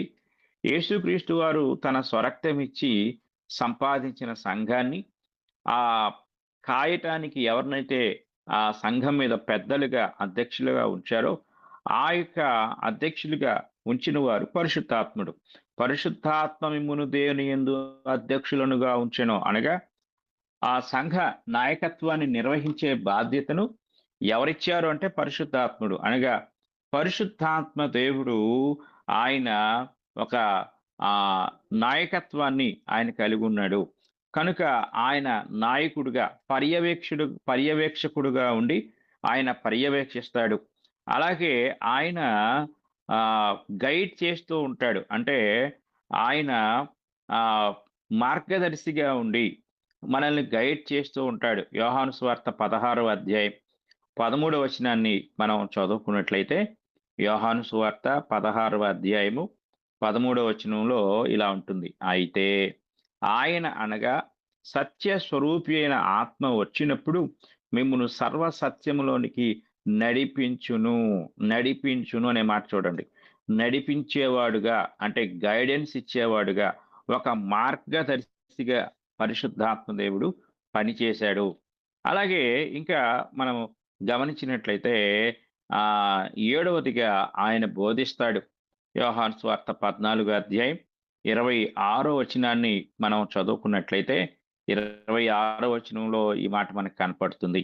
ఆదరణకర్త అనగా తండ్రి నా నామమున పంపబోవు పరిశుద్ధాత్మ సమస్తమును మీకు బోధించి నేను మీతో చెప్పిన సంగతులన్నిటినీ మీకు జ్ఞాపకము చేయును. ఆయన మీకు బోధిస్తాడు. అంటే పరిశుద్ధాత్మని యొక్క పనిని మనం జాగ్రత్తగా ఆలోచించినప్పుడు ఇన్ని రకాలుగా ఆయన పనిచేశాడు. కనుక ఆయన శక్తి మాత్రమే కాదు, ఆయన స్వయం చిత్తాన్ని, స్వయం జ్ఞానాన్ని, స్వయం వివేకాన్ని కలిగి ఉన్నాడు. అలాగే స్వయం కార్యనిర్వహణ ఇదంతా ఆయన సొంతగా చేసిన పని. కనుక ఈ వ్యక్తిగత కార్యాలు ఇవి ఆయన సొంతగా చేసిన పని. ఈ పని అంతా ఆయన చేశాడు. కనుక ఆయన పని చేసేవాడుగా కూడా ఉన్నాడు అనే సత్యాన్ని మనం చాలా జాగ్రత్తగా గ్రహించవలసిన వారమై ఉన్నాము. కనుక మనము ఇక తరువాత విషయాన్ని గమనించినట్లయితే వ్యక్తిగత పరిచర్య, ఆయన పర్సనల్ రియాక్షన్స్ మనం చూసినట్లయితే, అంటే ఇదంతా మనం దేని గురించి నేర్చుకుంటున్నామో మీరు ఒకసారి ఆలోచించితే వ్యక్తిత్వాన్ని గురించి. పరిశుద్ధాత్ముడు వ్యక్తిత్వం కనుక ఆ వ్యక్తిత్వంలో ఇవన్నీ ఉన్నాయి. వ్యక్తిగతమైన పనులున్నాయి, వ్యక్తిగతమైన ఉచ్చారణ ఉంది, అలాగే వ్యక్తిగతమైన కార్యాలు, వ్యక్తిగతమైన ప్రతిస్పందనలు, ఆయన ఎలాగ రియాక్ట్ అవుతాడు అనే విషయాన్ని జాగ్రత్తగా ఆలోచించినట్లయితే ఎఫెసీయులకు రాసిన పత్రిక 4వ అధ్యాయము 30వ వచనాన్ని మనం చదువుకుందాం. ఎఫెసీయులకు రాసిన పత్రిక 4వ అధ్యాయము 30వ వచనాన్ని మనం చదువుకున్నప్పుడు దేవుని పరిశుద్ధాత్మను దుఃఖపరచకుడి అని మాట పౌలు గారు రాశారు. అంటే ఆయన మనం గమనించినప్పుడు ఆయన దుఃఖిస్తాడు. అంటే వ్యక్తిగత భావోద్వేగాలు కలిగి ఉన్న ఒక వ్యక్తి అనేది మనం మొదటి నుండి చెప్పుకుంటూ ఉన్నాం. కనుక పరిశుద్ధాత్మ దేవుని ఒక యంత్రంలాగా, ఒక శక్తిలాగా, ఇంకొకరి స్వాధీనంలో ఉండి తనకంటూ ఏమీ లేనివాడిగా మీరెప్పుడు భావించొద్దు. ఆయనకంటూ ఇవన్నీ ఉన్నాయి. అంటే దైవత్వంలో మనం చెప్పుకున్న మొదటి వ్యక్తిగా చెప్పుకున్న తండ్రికి ఎలాంటివన్నీ ఉన్నాయో, అలాగే ప్రభు అయిన యేసుక్రీస్తు వారికి ఇవన్నీ ఎలా ఉన్నాయో, అలాగే వారిద్దరూ ఏమి కలిగి ఉన్నారో సేమ్ అలాగే ఈయన కూడా కలిగి ఉన్నాడు. కనుక పరిశుద్ధాత్మ దేవుని పట్ల ఒకవేళ పొరపాటు ఆలోచనలు ఉంటే వాటిని తీసివేసుకోండి. దేవుని వాక్యం నుండి మనం గమనించినప్పుడు ఆయన దుఃఖిస్తాడు, ఆయన బాధపడతాడు అనే సంగతి మనకు తెలియచేయబడుతూ ఉంది. అలాగే యెషయా గ్రంథం 63వ అధ్యాయం 10వ వచనాన్ని మనం చదువుకున్నట్లయితే యెషయా గ్రంథం 63వ అధ్యాయం 10వ వచనాన్ని మనం చదువుకుందాం. అక్కడి మాట కనపడుతుంది. ఆయనను వారు తిరుగుబాటు చేసి ఆయన పరిశుద్ధాత్మను దుఃఖింపచేయగా అనే మాట మనకి ఇక్కడ కనపడుతుంది. ఆయన దుఃఖపడతాడు, ఆయన బాధపడతాడు. ఈ మాట మనం చాలా జాగ్రత్తగా గ్రహించవలసిన వారమై ఉన్నాం. తరువాత మనం ఆలోచించినట్లయితే అపోస్తుల కార్యముల గ్రంథం 5వ అధ్యాయం 9వ వచనంలో ఈ మాట మనకి కనపడుతుంది. అపోస్తుల కార్యములు 5వ అధ్యాయం 9వ వచనాన్ని చూస్తే, అందుకు పేతురు, ప్రభు యొక్క ఆత్మను శోధించుటకు మీరెందుకు ఏకీభవించితిరి అంటాడు. అంటే ఆయన మనం శోధించవచ్చు. అంటే ఈ శోధించటం అనే మాట మనం జాగ్రత్తగా పరిశీలించితే ఇంగ్లీష్‌లో టెస్టెడ్ అని ఉంది. అంటే శోధించుట అనే మాట వ్యక్తిని మనం శోధించొచ్చు. ఒక వ్యక్తిని మనం పరీక్షించొచ్చు. అలాగే పరిశుద్ధాత్మని శోధించడం అనేది కూడా జరుగుతుంది.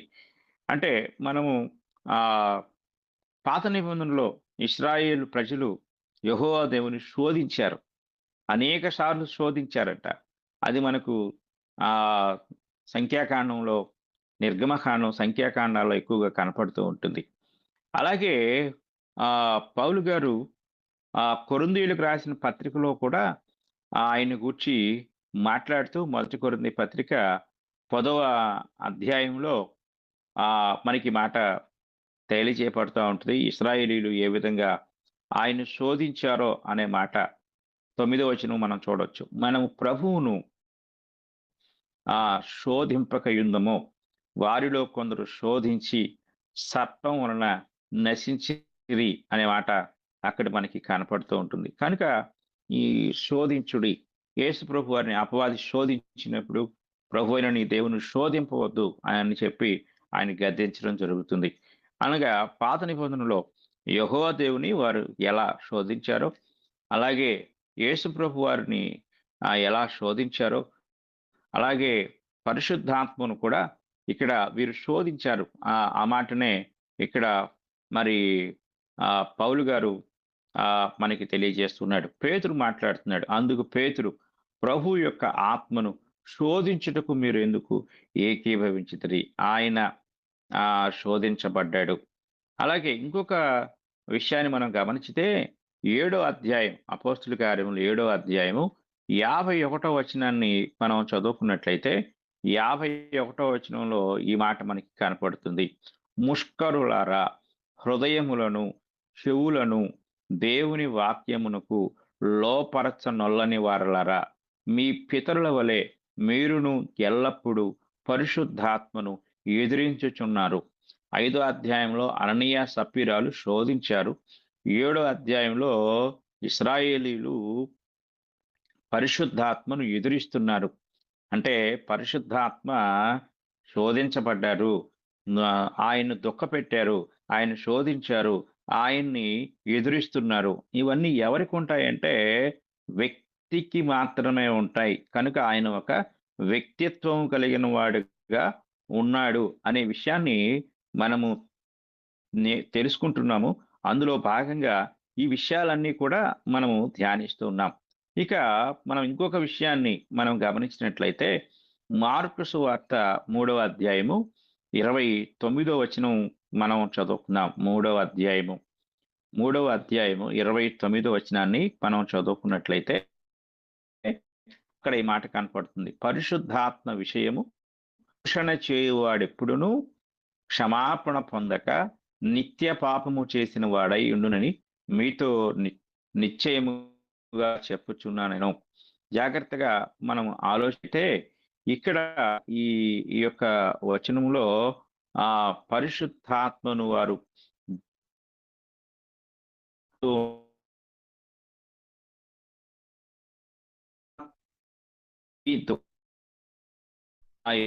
అలాగే ఇంకా మనం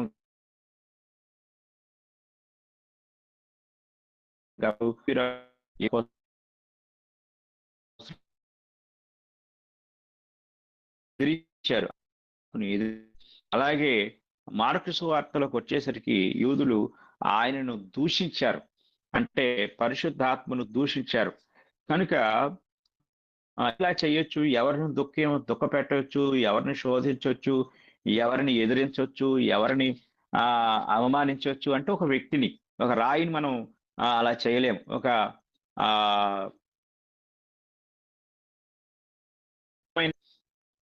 కానీ వ్యక్తిత్వం కలిగిన వ్యక్తిని మాత్రమే ఇవన్నీ చేయగలం. లేక వ్యక్తి మాత్రమే ఇలాగ చేయబడతాడు. కనుక పరిశుద్ధాత్ముడు ఏమై ఉన్నాడు అంటే ఆయన వ్యక్తిత్వం కలిగిన వాడై ఉన్నాడు. కనుక ప్రియమైన వారలారా, జాగ్రత్తగా మనం ఆలోచించినట్లయితే పరిశుద్ధాత్మ దేవుని గూర్చి మనము నేర్చుకుంటూ ఉన్నప్పుడు ఈ విషయాలు మనకు స్పష్టంగా తెలియజేయబడుతున్నాయి. పరిశుద్ధాత్మ దేవుడు ఒక వ్యక్తిత్వం కలిగిన వాడై ఉన్నాడు. ఆయన ఒక వ్యక్తి అయి ఉన్నాడు. కనుక ఆయనను సంబోధించటంలో జాగ్రత్తగా సంబోధించాలి. ఆయన విషయంలో మనం చాలా జాగ్రత్తగా ఉండాలి. కనుక ఆయన ఒక శక్తి. ఈరోజు మనం ప్రస్తుత కాలంలో అనేక మంది పరిశుద్ధాత్ముని పట్ల వారి యొక్క బిహేవియర్ లేక వారి యొక్క ధోరణి, వారి యొక్క ప్రవర్తన ఎలా ఉందంటే ఏదో ఒక శక్తిని వారి గుప్పిట్లో పెట్టుకొని వారికి నచ్చినట్లుగా సంబోధించటం, లేక మాట్లాడటం, వాడుకోవటం, ఇలా చేసినట్లుగా చేస్తూ వినేవారి లేక చూసేవారి హృదయాల్లో పరిశుద్ధాత్మ అంటే కేవలం ఒక శక్తి మాత్రమే. ఒక శక్తిని మన ఇంట్లో ఉన్న శక్తిని వాడుకున్నట్లు, ఉపయోగించుకున్నట్లు మనము అలాగా ఆయన పట్ల ప్రవర్తించవచ్చు అనే తప్పుడు ఆలోచన ధోరణిని ప్రజల హృదయాల్లో, విశ్వాసుల హృదయాల్లో పెట్టారు. అది చాలా తప్పు. వాక్యాన్ని మనం చూస్తున్నాము. పరిశుద్ధాత్ముడు అంటే తండ్రి అయిన దేవుడు, ప్రభు అయిన యేసుక్రీస్తు వారు ఎలాంటి వ్యక్తిత్వ స్వభావ గుణ లక్షణాలు కలిగి ఉన్నారో అలాగే ఆయన కూడా కలిగి ఉన్నాడు. ఈ మాటలు నేను ముగిస్తూ మీకు చెప్పే ఒక విషయం ఏంటంటే సంబోధన చాలా జాగ్రత్తగా ఉండాలి. పరిశుద్ధాత్మ దేవుని సంబోధించేటప్పుడు చాలా మంది సేవకులు, చాలా మంది విశ్వాసులు ప్రసంగాల్లో గాని, ప్రార్థనలో గాని, ఈ మాట్లాడుకునే మాటల్లో గాని పరిశుద్ధాత్మ దేవుని గురించి మాట్లాడేటప్పుడు మన యొక్క ప్రొనౌన్సియేషన్ అనగా ఉచ్చారణ, పదప్రయోగాలు చాలా జాగ్రత్తగా ఉండాలి. కానీ నేటి కాలంలో స్త్రీ లింగంలో అనగా ఫిమేల్ సెన్స్లో పరిశుద్ధాత్మను గురించిన ఉచ్చారణ జరగటం చాలా దారుణమైన విషయం. కనుక నా ప్రియ సహోదరి సహోదరులారా, పరిశుద్ధాత్మ దేవుని గురించిన సందర్భాలు వచ్చినప్పుడు మీరు జాగ్రత్తగా మీ నోటిని, నాలుకను, వీటిని ఉపయోగించే మనస్సును, ఆలోచనను, గ్రహింపును జాగ్రత్తగా ఆలోచన దృక్పథంతో మాట్లాడాలని నేను మీకు తెలియజేస్తూ ఉన్నాను. కనుక ఈరోజు మనం 3 విషయాలు నేర్చుకున్నాం. ఈ 3 విషయాలు చాలా జాగ్రత్తగా కలిగి పరిశుద్ధాత్మను గురించిన గ్రహింపు కలిగి ఉండాలని నేను మీకు తెలియజేస్తూ ఈ మాటలు నేను ముగిస్తూ ఉన్నాను. రేపటి పాఠంలో మనము పరిశుద్ధాత్మ దేవుని గురించి ఆయన యొక్క వ్యక్తిగతమైన సంబంధాలు ఎలా ఉంటాయో మనం నేర్చుకుంటాం. అంటే ఈ రోజు కూడా మనం వ్యక్తిత్వాన్ని గురించి నేర్చుకుంటున్నాం. రేపటి దినములో వ్యక్తిత్వాన్ని గురించి మనం కంప్లీట్ గా నేర్చుకుని ఆ తదుపరి పరిశుద్ధాత్మని యొక్క దైవత్వాన్ని, అంటే దేవునిగా లేక దైవత్వం కలిగిన ఆయన లక్షణాలు, ఆయనకు దైవత్వపు లక్షణాలు ఎలా ఉన్నాయో అనే విషయాన్ని కూడా మనం నేర్చుకుందాం. ఇంతవరకు శ్రద్ధతో విన్న మీ అందరికీ కూడా నా హృదయపూర్వక వందనములు తెలియజేస్తూ ఈ మాటలు ముగిస్తూ ఉన్నాను. మీకు కూడా వందనములు సార్. ముగింపు ప్రార్థన చేయండి. పరిశుద్ధుడు అయిన తండ్రి, ప్రేమ కలిగిన దేవా, మీ ఆత్మను గూర్చిన జ్ఞానమును, గ్రహింపును, వివేకమును మాకు కలుగు చేయుటకు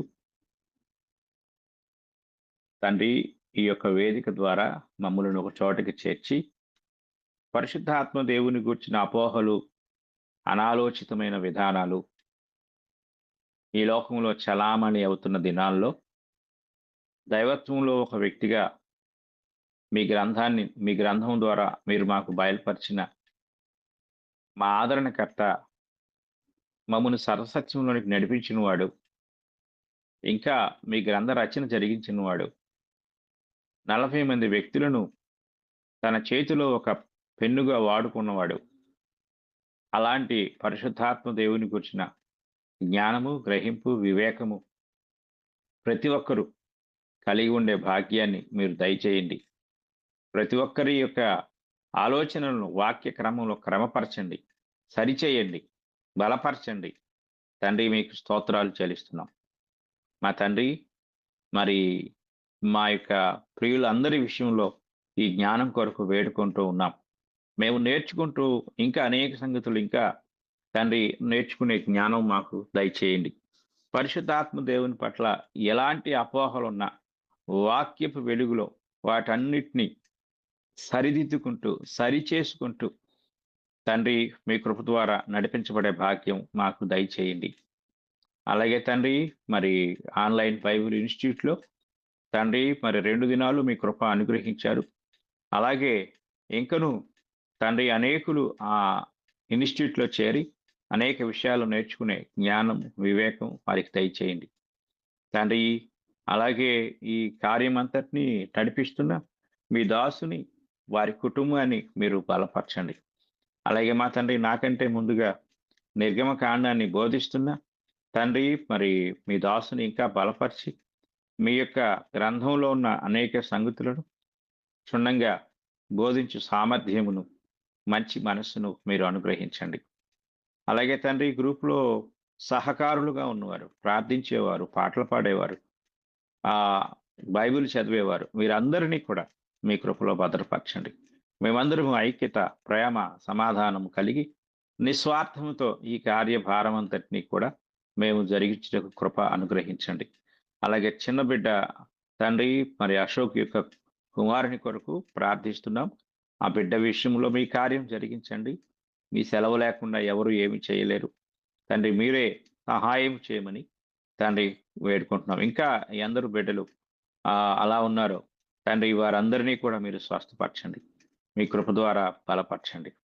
మా తండ్రి, మిమ్మల్ని స్తుతిస్తున్నాం తండ్రి. మరి ఇంతవరకు కూడా ఈ కార్యక్రమం అంతటినీ మీ కృప ద్వారా నిర్వహించుటకు మేమందరము మా వంతుగా తండ్రి పనిచేయుటకు మీరు ఇచ్చిన కృపను బట్టి మీకే స్తుతులు, స్తోత్రములు, కృతజ్ఞతలు చెల్లిస్తూ ఈ గ్రూపును తండ్రి మీ కృప కలిగిన హస్తములకు అప్పగిస్తూ ఈ ప్రార్థన మా ప్రభు అయిన యేసుక్రీస్తు వారి యొక్క పరిశుద్ధ నామములు అడిగి వేడుకుంటున్నాం తండ్రి. ఆమేన్.